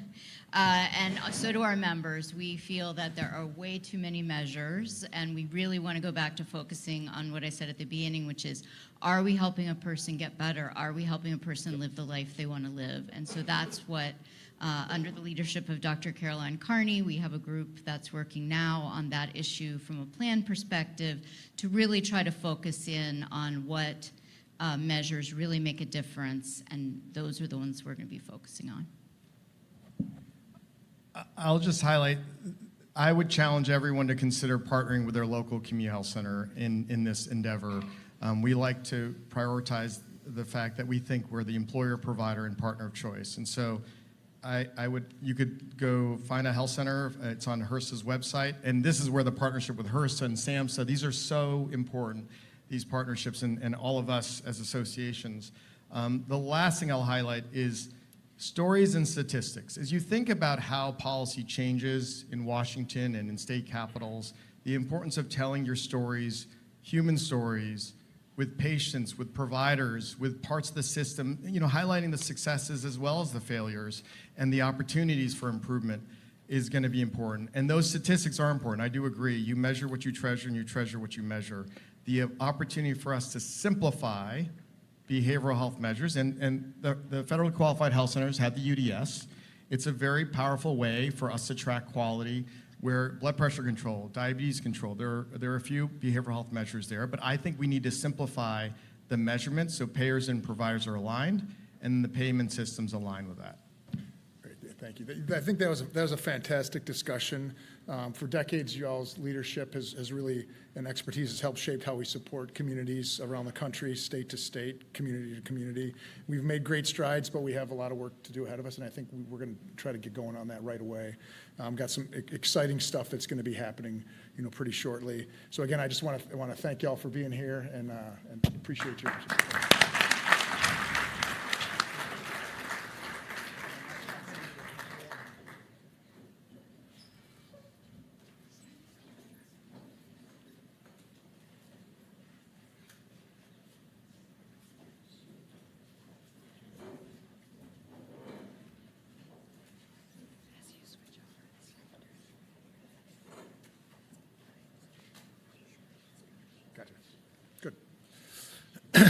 Excuse me, sorry.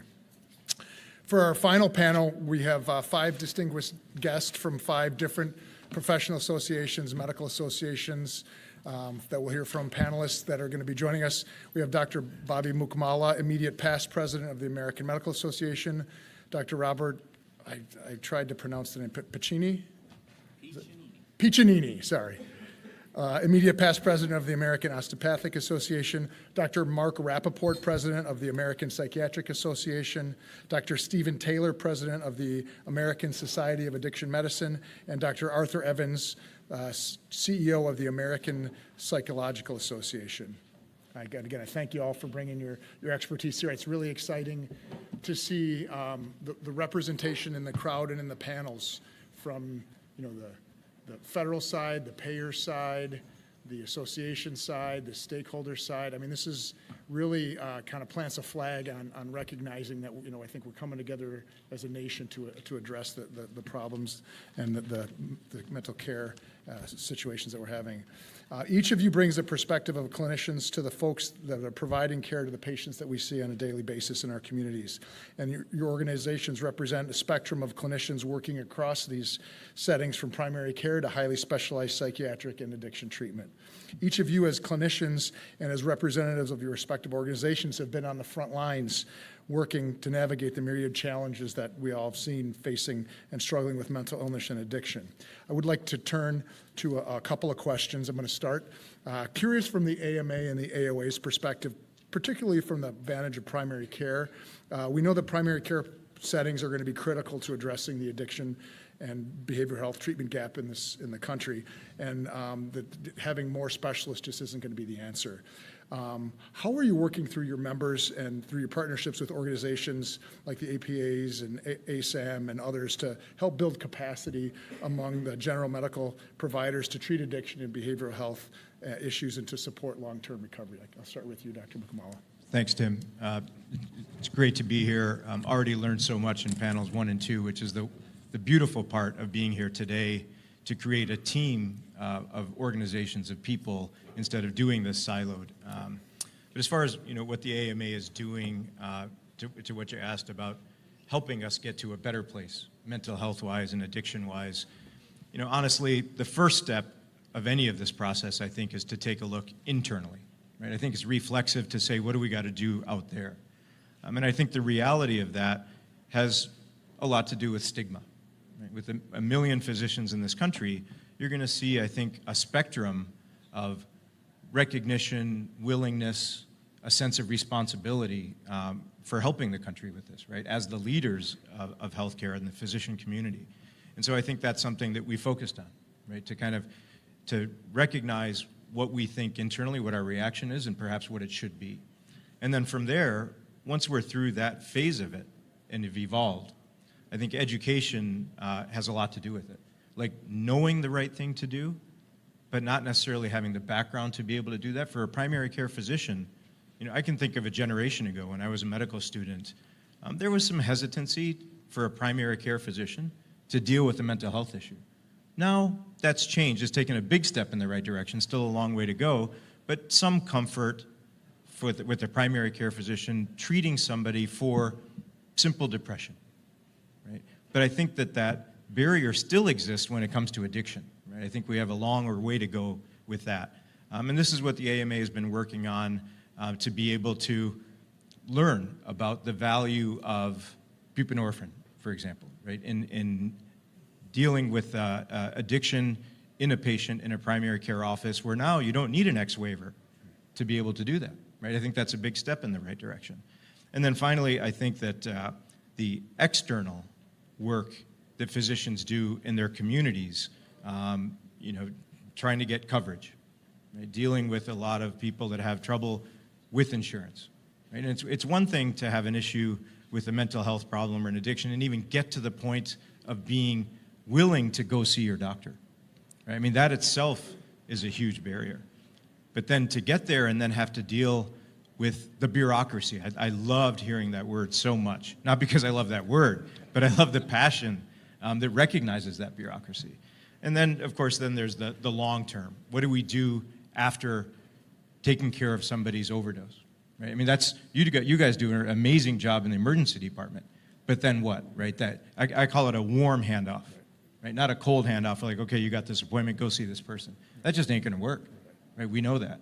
And so the warm handoff, so that when somebody goes from the emergency department to the floor, to be able to be, counseled on, what the role may be of something like buprenorphine. And then the warm handoff to their primary care physician, right? And not even, if that's gonna take 2 weeks because of the shortage that we have of 80 million physicians to 100 not having one, a phone call, right? How are you doing? Your appointment's coming up.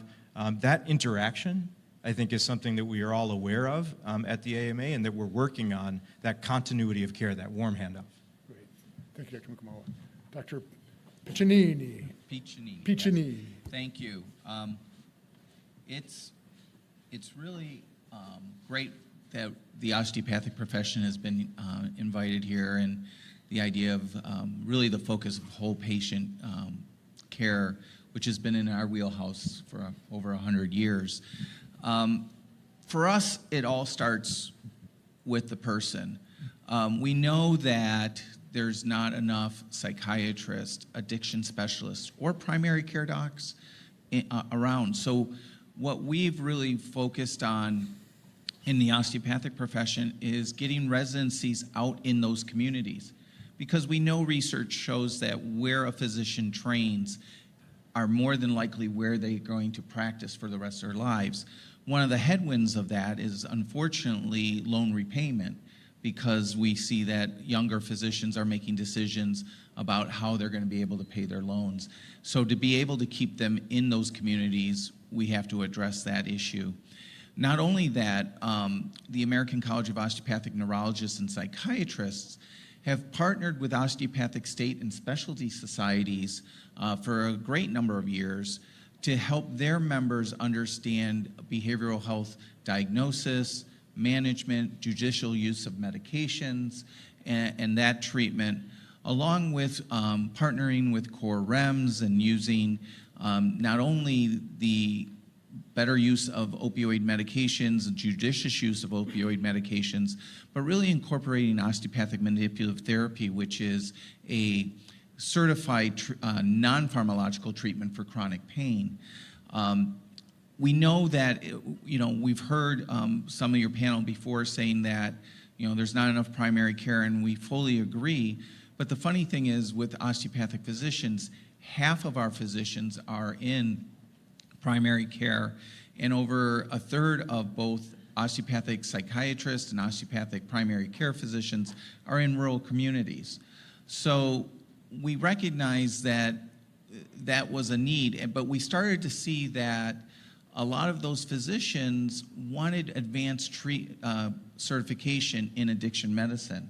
So our specialty college and our specialty board in addiction medicine reopened a clinical pathway to allow osteopathic physicians, and in this case, allopathic or MD physicians, to become certified in addiction medicine. So it's really coming back to the person and reaching them. Great, thank you. Dr. Rappaport? Well, I actually I'm going to change the question a little bit. Good. Yeah.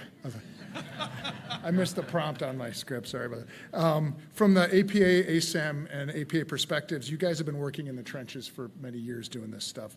And how do you see the partnerships that will come out of initiative that we're kind of working on to really focus on providing the best behavioral health care? How do you see that shifting the practice culture, and where do we go from here? Where does the leadership of all y'all's organizations come into this? Well, Tim, first, thanks for the simple question.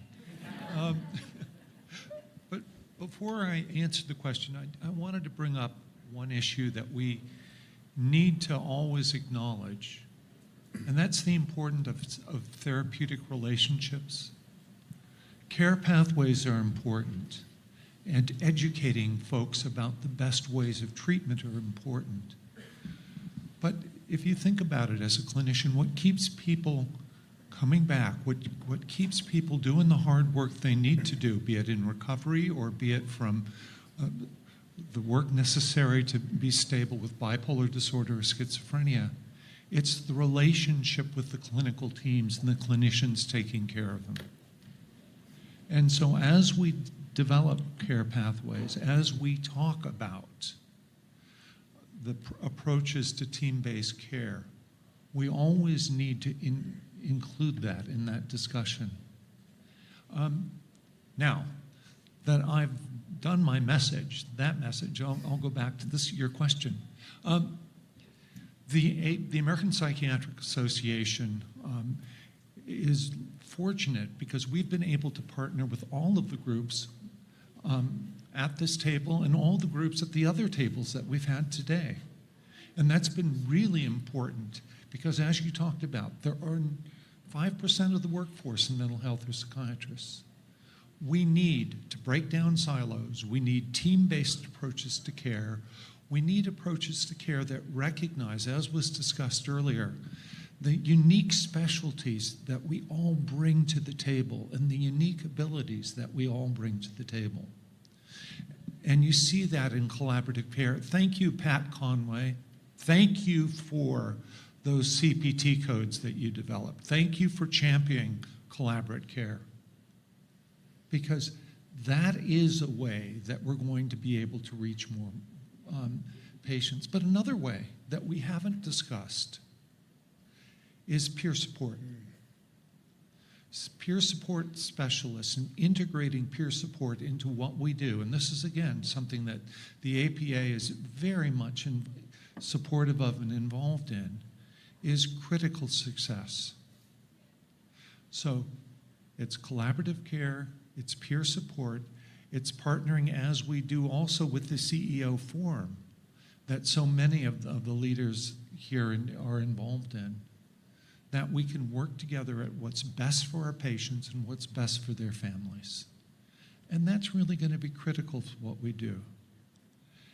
The APA has a large education component, both educating patients and families, educating peers groups, and that's a very much important part of what we do. And in fact, we do it with the AMA.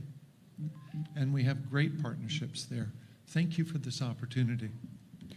Yeah, thank you, Dr. Rappaport. I think that, you know, what you said, something that really resonates with me, is something that I really hold as a core belief, in that, you know, that addiction is a medical disease, but it's really a spiritual cure. It's a cure of connection. And we can't lose sight of that. And so that's, how do we do that? How do we build that in? It's not, it's not just medicine. Medicines are good sometimes.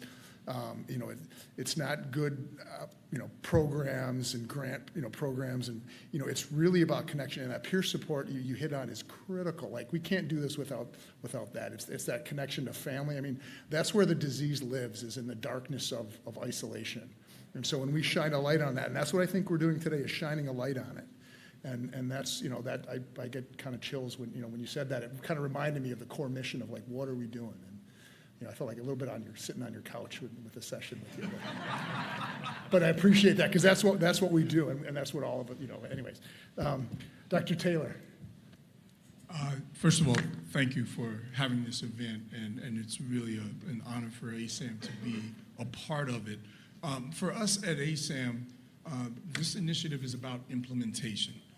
We already have the ASAM criteria, which provides us with an evidence-based framework for matching patients with addiction disorders and general mental health disorders with the level of care that meets their needs, and for defining those levels of care.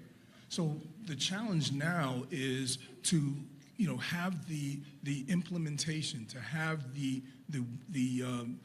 care provided according to those standards that's consistent, a consistent standard for the education of healthcare professionals, a consistent standard for the payers and for the coverage that is provided for patients, a consistent standard for the clinical workflows, and a consistent standard for when patients who have these conditions show up and seek help. So, we have an opportunity today, because we've got policymakers, we've got healthcare plan executives, we've got clinicians, and we've got community partners all in the same room. And that's a great opportunity. And so now the thing that we have to do is forge the system together that's going to meet the needs of our patients. I've been practicing psychiatry and addiction medicine for over 30 years. And it still is a gut punch to me every time I see patients, and I come across them all the time, even now, who have fallen through the cracks of our system. Cracks that exist because too many psychiatrists, too many other clinicians, or too many systems haven't really caught on to the fact that addiction care needs to be a shared responsibility.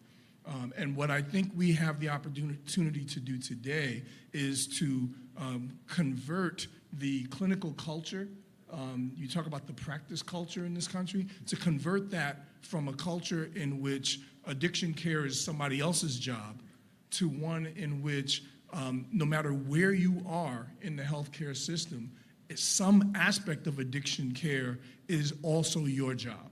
Some aspect of mental health care is also your job, whether you're in the pediatric emergency room or you're in the elder care facility or anywhere in between. So I just feel like that's the focus that we need to have. Today, we are here and we're going to be making a pledge. But the reality of it is, just like any pledge, just like any promise, it only has meaning if we live up to that pledge, if we actually keep the promise. And how are we going to know whether we've kept the promise? 3 things we got to find out. Number one, and we got to be asking ourselves this as we move forward. Number one, do more Americans have more easy and rapid access to the high quality care that they need for addiction and for general mental health conditions? Number two, once they've accessed that care, are they able to stay engaged in that high quality care for longer periods of time, long enough to reach the point of recovery? And then number 3, once in recovery, is that recovery being supported adequately with all of the various systems that we know are needed to support someone's recovery? If we can answer those 3 questions in the affirmative, then we will have lived up to this pledge, and this pledge will have meaning. If not, we've still got work to do. Yeah, thank you. Dr. Dr. Evans? Yes, first of all, again, thank you for putting this together. I think it's great that all of us are in the same room at the same time talking about these issues. I think from our perspective, the American Psychological Association, we believe that we need to look at these issues from the perspective of this is an incredible opportunity to rethink, reimagine how we approach healthcare. And I think one of the themes that we've heard so far today is this idea that we have to do it together. We have to have multidisciplinary teams. There is no one profession that can deal with the complexity of behavioral health conditions. And that means that every profession has to operate at the highest level of their license. And I'm glad that there's a discussion about bureaucracy and regulations often that limit people, and we really need to look at that and make sure that people are operating at the highest level of their license. There are a few principles that I think are important as I've listened to this conversation. One of them is flexibility. We've talked a lot about integrated healthcare. The reality is that if you look around the country, even though we've made a lot of progress on integrated care, most of the country, it's just not happening.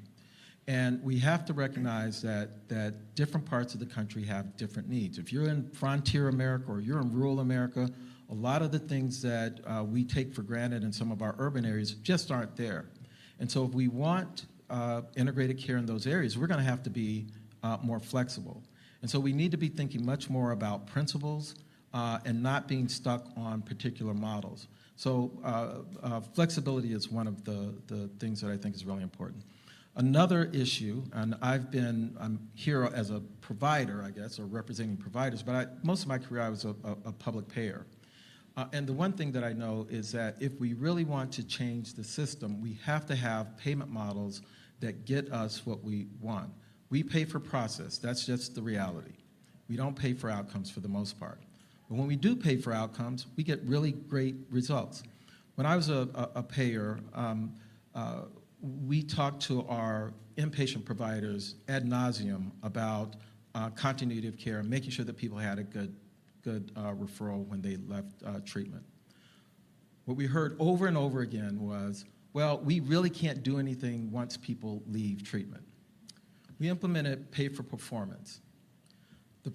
One of the providers that was at the bottom of the distribution the first year that we did it didn't get any payment, saw other providers, inpatient facilities get very significant payments. In 1 year, they were at the top of the distribution. And all we did was change how we paid. And so if we want different outcomes, we're going to have to align our payment systems around the outcomes that we want.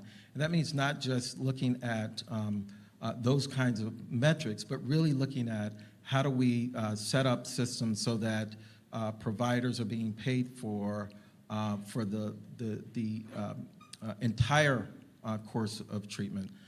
Believe very strongly that we ought to be looking at accountable care organizations and other payment models that really focus on all of the needs that people have. The last thing that I would say is that we have a great opportunity to incorporate technology.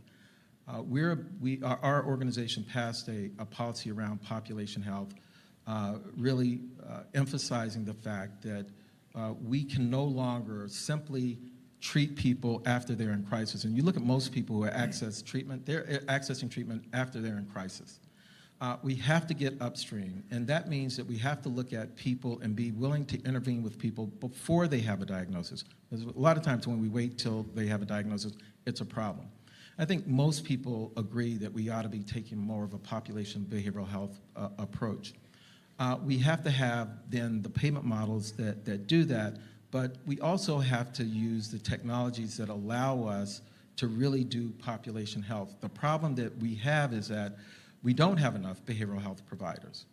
But with AI technology, we do have an opportunity to do some of the things that people need. I'm not a believer that we can do psychotherapeutic interventions yet, but there are a lot of things that people who have behavioral health conditions need. A lot of those things can be done by technology, and we ought to be looking at how we can use technology to do some of those things. Great, thanks. That kind of raised a point that I wanted to highlight, and that's, when we talk about prevention, I think our, Western-based medicine, our medicine is based on treatment, so we're really good at treating things. But the problem with that is when we focus on that is that, it's like waiting, we have really good burn surgeons. So, so we focus on that, but maybe we should be focusing on people not getting burned. It's the same kind of thing, where I think that the focus, we need to still focus on treatment. We need to provide the best possible care to the patients that get there. I equate it to almost like a cancer. So you've got someone, you don't want to wait till stage 4 cancer or stage 3 cancer. You want to catch them when they're in stage 1, when you can do minimal intervention, and then they're healed and they're cured. And that's, for me, that's really exciting. One of the reasons that I was willing to, like I said, leave my previous life, sell our house, move out here to do this, and that's to have a change in the kind of the core culture, and going back to the basic principles of human connection.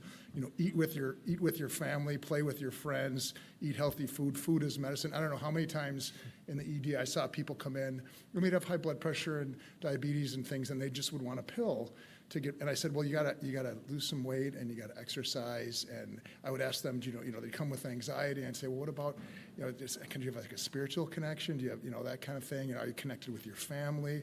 Like those things, like your grandma would say, duh, you gotta eat right and you gotta exercise. Those principles, common sense things. I think we can be so much of what we can do, and that's a cultural shift, but there's so much that we can do with that respect that can really kind of get to the root. And that's where we need to kind of like reboot how we view health in the country. So, yeah, for sure, Tim. You bring up something that's on my mind a lot, and I give in a lot of my speeches. I'm traveling as AMA president, and that's what we call lifestyle medicine, right? And it's simple stuff, 7 hours of sleep, dietary stuff, but one of them is social interaction, right? And when I think about it, as a head and neck surgeon, those patients that have head and neck cancer, whatever stage it is, they do better when they have good mental health. Their survival is better, right? And so for us to recognize the intersection, it's not two separate pillars, like we're gonna do physical health, but we're also gonna now focus on mental health. One has an immediate impact on the other. And so I think you bring up a great point that to ignore that and expect better statistics about the health in our country is foolish. And so that's why this is so important. And that, also that another area I wanted to focus on was the mind-body connection.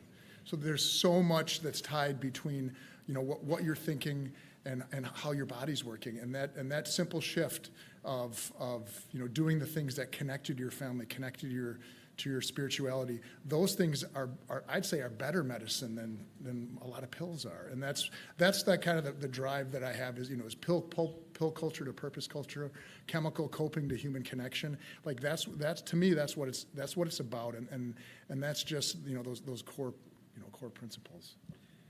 In the osteopathic profession, our main tenet is body, mind, and spirit, and integrating all three. But I'd like to take us down a little bit different track too for just a second, because I think as being a psychiatrist, the first psychiatrist in the osteopathic profession to reach this level, I think it's important that we don't forget, we've been talking a lot about our populations, but we can't forget about the mental health of our providers themselves and the risk of burnout that we all are facing for the burdens that are put on us. But if we're not willing to see our own mental health issues, it makes it much harder to accept and deal with the mental health of our patients sometimes. So I don't want to lose sight of that aspect of when we look at how we go forth in this pledge, to really truly incorporate not just the whole person outside the white coat, but the whole person inside the white coat or in the treatment room. Yeah, that's good. Well, what you're talking about there really rings true to me, since my lab for the last 40 years has studied the interaction between the brain and the immune system. And I like to say, the mind and the body are connected. That's why God made the neck. But what we also know is that there are many ways of intervening. Our psychotherapies and a lot of our traditional approaches are top-down approaches, but there also are possibilities for bottom-up approaches to modulating the brain. There's good data, for example, that shows you can treat GAD with massage. There's data showing you can treat cancer-related fatigue again with massage. There are clear data showing that exercise is important, not just for physical health, but also for mental health. And we see that in anxiety, we see it in depression. So there clearly are these ties that need to be reinforced in any care pathway we deal with. But in doing so, we also need, you talked about the importance of outcomes, others did, and they also talked about the importance of having an EMR that deals with this. One of the problems we face is that most of our EMRs aren't well set up for measuring mental health or psychiatric outcomes. And so we would need to, as part of this effort, change that. We would also need to change the payment model, because right now, if you have a depression that's well treated or bipolar disorder that's well treated, if you're in remission, it's hard to get reimbursed for the same type of follow-up visit that you would have if you were treating somebody with diabetes or treating someone with hypertension, where of course you would check and see how they were doing and check and see if the medicines are correct. But that's hard to get paid for in behavioral health. So if we're going to fix the pathways, that's part of what we have to fix as well. Thanks. Great, thanks. Dr. Taylor? So I'm going to add to what Dr. Rappaport just said. That's also true for long-term recovery from addiction. We at ASAM applaud the fact that this administration and everyone here recognizes that addiction is a chronic medical condition that can be treated and controlled, but typically not cured, and therefore recurrences can occur. Right? But what that means is when we get someone into long-term recovery, that recovery needs to be supported. And by the same token as Dr. Rappaport was talking about someone with bipolar disorder who's in remission, or someone with, major depressive disorder that's in remission, same is true for someone with opioid use disorder or with cocaine use disorder who's in remission. That recovery needs to be supported, so that we need to have coverage from our premier coverage institution that provides insurance coverage for people on an ongoing basis, because it is a chronic medical condition, and I think that's something that's really important. I also wanted to pivot to the whole discussion about mind and body. One of the things that I have enjoyed working with my colleagues in ASAM and throughout ASAM is that we're not all psychiatrists. I happen to be a psychiatrist, but president-elect of ASAM is a medical toxicologist. And we have numerous members who are primary care physicians, who are pediatricians, who are OBGYNs.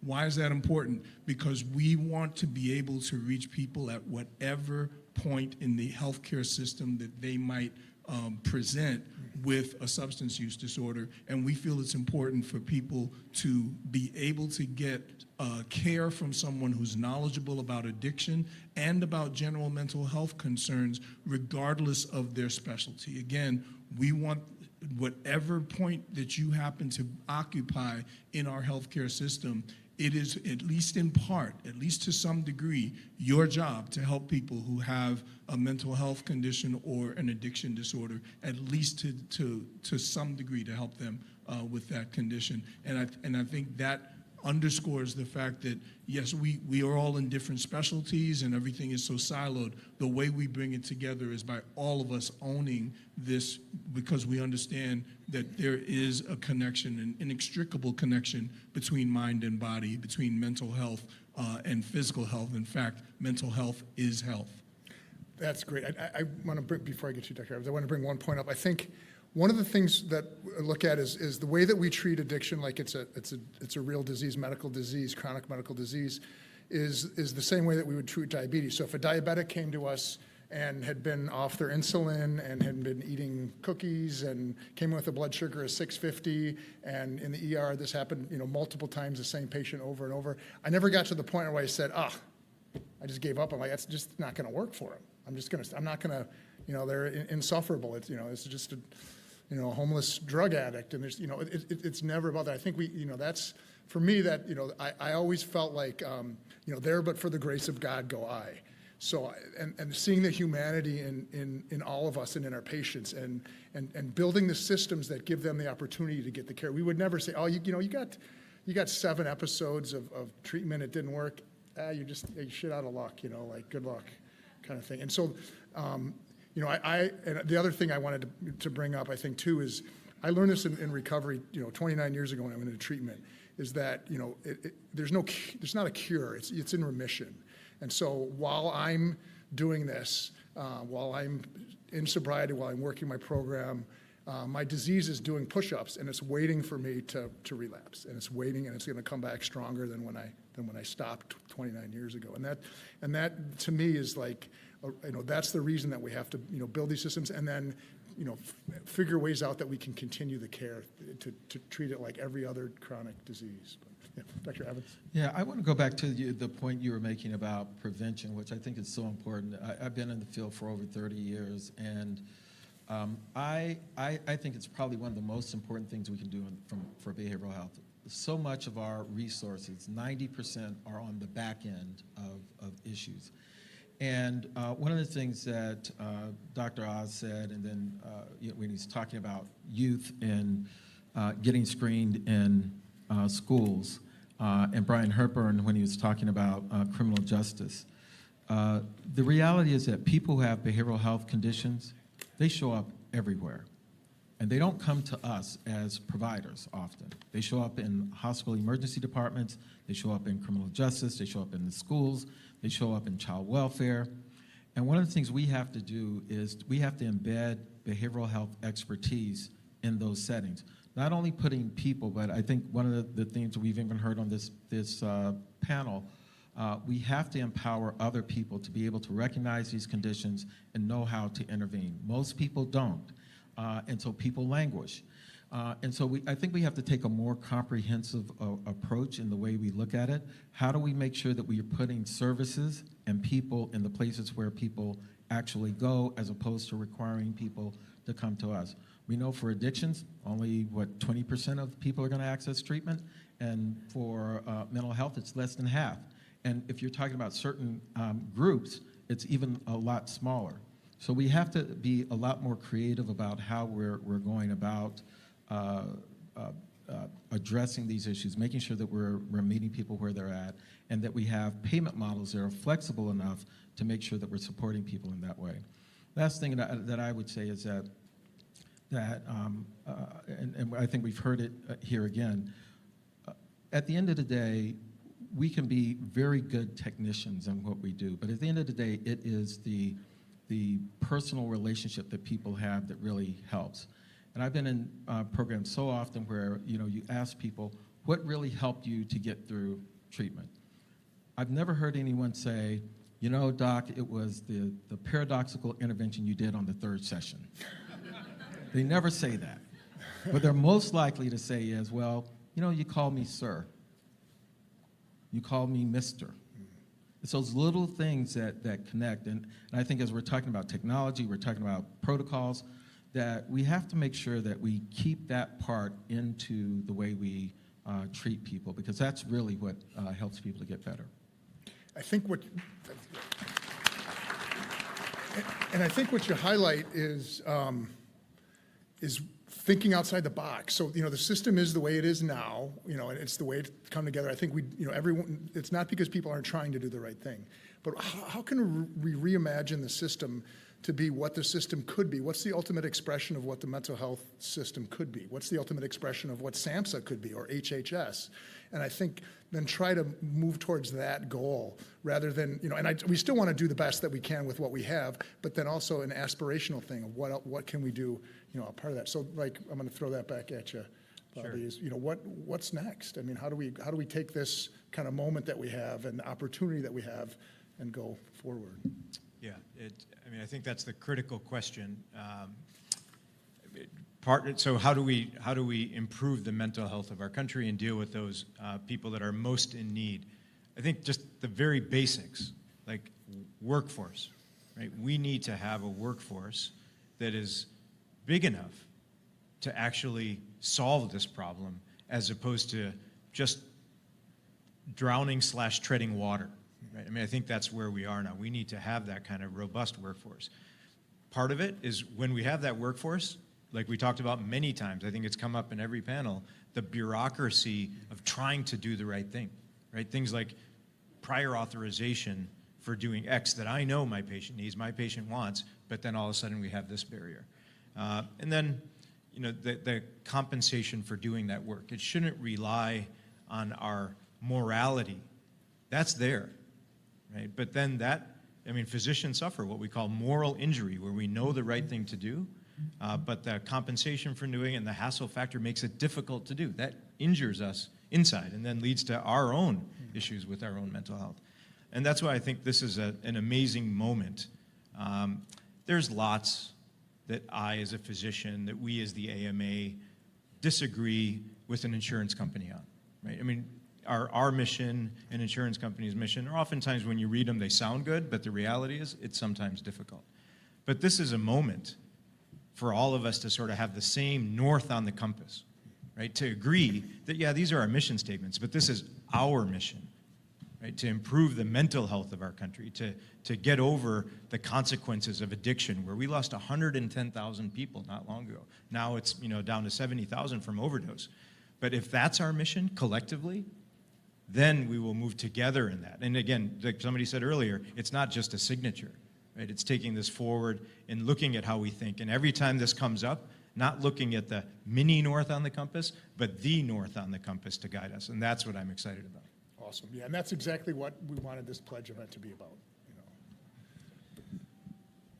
With everything that's been said here, I think I agree totally with it. I think one of the other things we need to do as a society is primarily destigmatize what getting mental health treatment means. Too many times when we see a bad occurrence, social media goes down the pathway of they must have been crazy or there must have been a mental health issue. And oftentimes there is nowhere near that. Sometimes there is, but sometimes there isn't. But it sets up a resistance for patients, providers, to get the treatment that they need.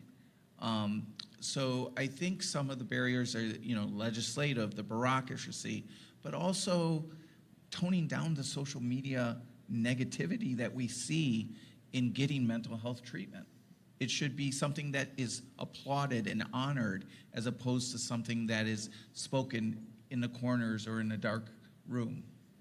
Yeah, that's one of the things I wanted to also with working at SAMHSA is to focus on celebrating recovery from addiction, from mental health, and from all chronic diseases. And that's, I think, the positive message, and that's what's really exciting to me is that's, the country is divided, but I think we can all unite on, like, we should be better to each other. We want people to be healthy and happy and successful. I think 95% of us have those ideals, and so I think that's really it's exciting to be able to unite around that core drive.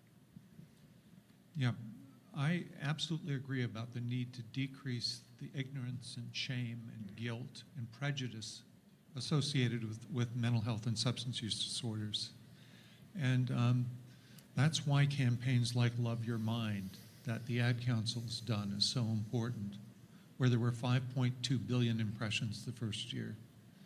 I think the point that Arthur, you were bringing up again, and Tim, you started with, about prevention is critical. Schools are a place for doing this. It's not just a place to assess the child, but rather to intervene with the family as well, and create a community that is pro-mental health. Data from Nina DeLacy has shown that families with kids before the age of 5 can identify kids that are at risk and at risk of developing externalizing and internalizing disorders. We need to intervene early with families in terms of education, in terms of breaking down stigma and saying, hey, we're not criticizing you as a parent. What we're doing is working together with you so your child doesn't get anxious and depressed. So preemptive interventions or preventative interventions are important. Preemptive interventions are great. Ed Craig has developed a program that's in Iceland, it's in Portugal, it's in Sweden, it's in Greece, where they can identify kids at age 10 and 12 that are at risk of developing a depressive disorder, and with a 3-month intervention, it's a therapy intervention for 3 months, they decrease the risk of converting into a mood disorder by a factor of 8. The other thing that's very important that we talked about is it's not just looking at symptoms, it's looking at quality of life and functioning. And it's ensuring that if we're going to look at outcomes and results, if we're looking at value, that's part of the value as well. Thanks. Thank you. So I've been sitting here and listening to my fellow panelists here, and I heard my friend and colleague, Dr. McCamla here from the AMA, quote the statistic that so many of us have focused on and have been aware of for a long time. The fact that we went from a high, an unconscionable high of 110,000 overdose deaths in this country to where over the last couple of years there's been an improvement to 70,000 overdose deaths in this country. And I think everybody in this room can agree that 70,000 overdose deaths in this country is still absolutely unacceptable.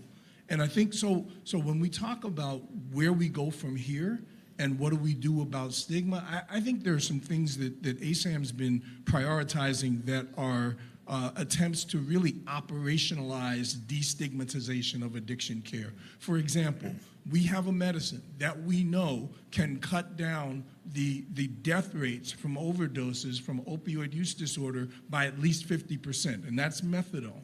And so we need to, one of the things that we're going to be working on is trying to make sure that people have access to that medication and any other medication that is evidence-based, that has the ability to help people with addiction disorders to be able to live longer, to stay in recovery longer, and therefore get those recovery outcomes that we talked about earlier. So that's one of the things we're going to work on. We're also going to work on the fact that being a senior who has an addiction disorder should not be something that works against you. So Medicare needs to cover the Recovery Act for seniors so that a senior can get residential addiction care that is evidence-based, that also takes care of the co-occurring mental health conditions that they have.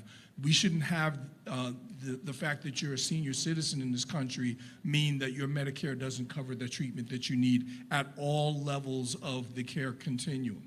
And then finally, the last thing that we really want to make sure that we emphasize is that we have to have people who can get access to addiction care, quality addiction care, regardless of your zip code, regardless of your ability to nimbly, negotiate fragmented care systems, and regardless of what kind of insurance coverage you have.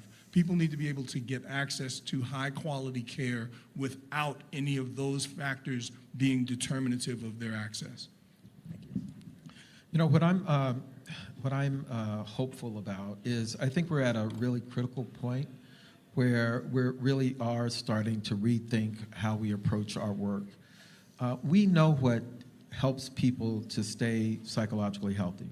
We know that. We have years of research of that. We know how important social support is. We know how important behavioral activation is. We know these things. The problem is we've never used them in a systematic way.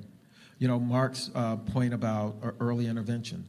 You know, if you're a family member and you have someone in your family who has either an addiction or a mental health, a serious mental illness, you know when they're about to go into crisis. But if they don't have a diagnosis, they're not going to get treatment. We know that that's a problem, and so we really need to question some of the fundamental ways that our systems are structured that keeps people from getting the help that they need when they need it. And we ought to be using the science that we have available to address those things. So I'm hopeful that what we can do going forward is to really rethink. One thing is really sure. If we do the same things, we will absolutely get the same results. And if we want to get different results, we're going to have to radically change how we're coming at healthcare. And so I'm very excited about that, and I hope that we can use technology because for the first time, I think, certainly in my career, you can see a possibility where through the use of technology, we can actually reach people, not to replace us, but to enhance us, to enhance our ability to reach people. And I really hope we can really embrace that because that gives us an opportunity to reach people that we've not reached before, to reduce suffering, and to ultimately improve the overall health of people. That's great. You guys, I really thank you so much for coming out here.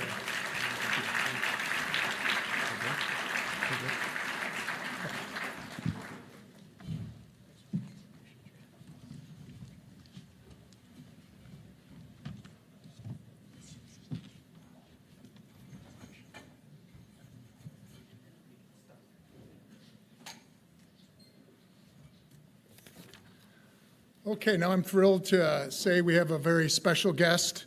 It's my honor to introduce our next speaker, HHS Secretary Robert F. Kennedy, Jr.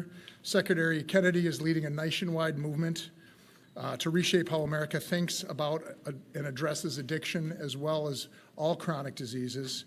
His commitment to making recovery possible for millions of Americans who are struggling is unmatched, and we are pleased he can join us today, and I'm honored to serve with him.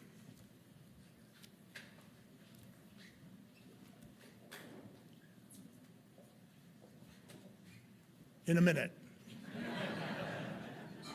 But so honestly, I just want to circle back to appreciating everyone that came here and the time that you took in the short amount of time getting out here, taking time from your schedules.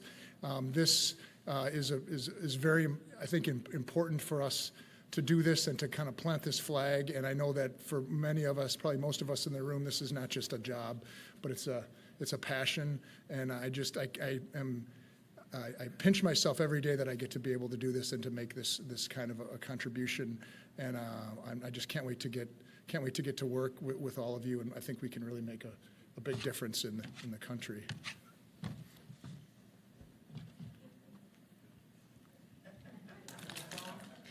I could tell some ER stories if y'all like.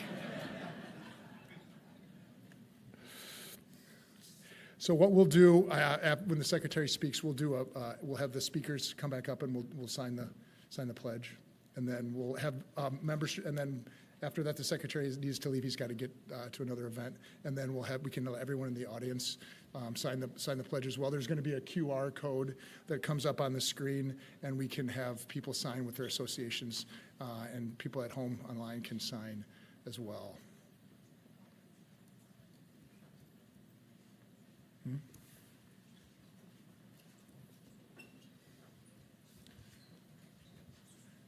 If we had a drum roll, we could. Here he is, Secretary Kennedy.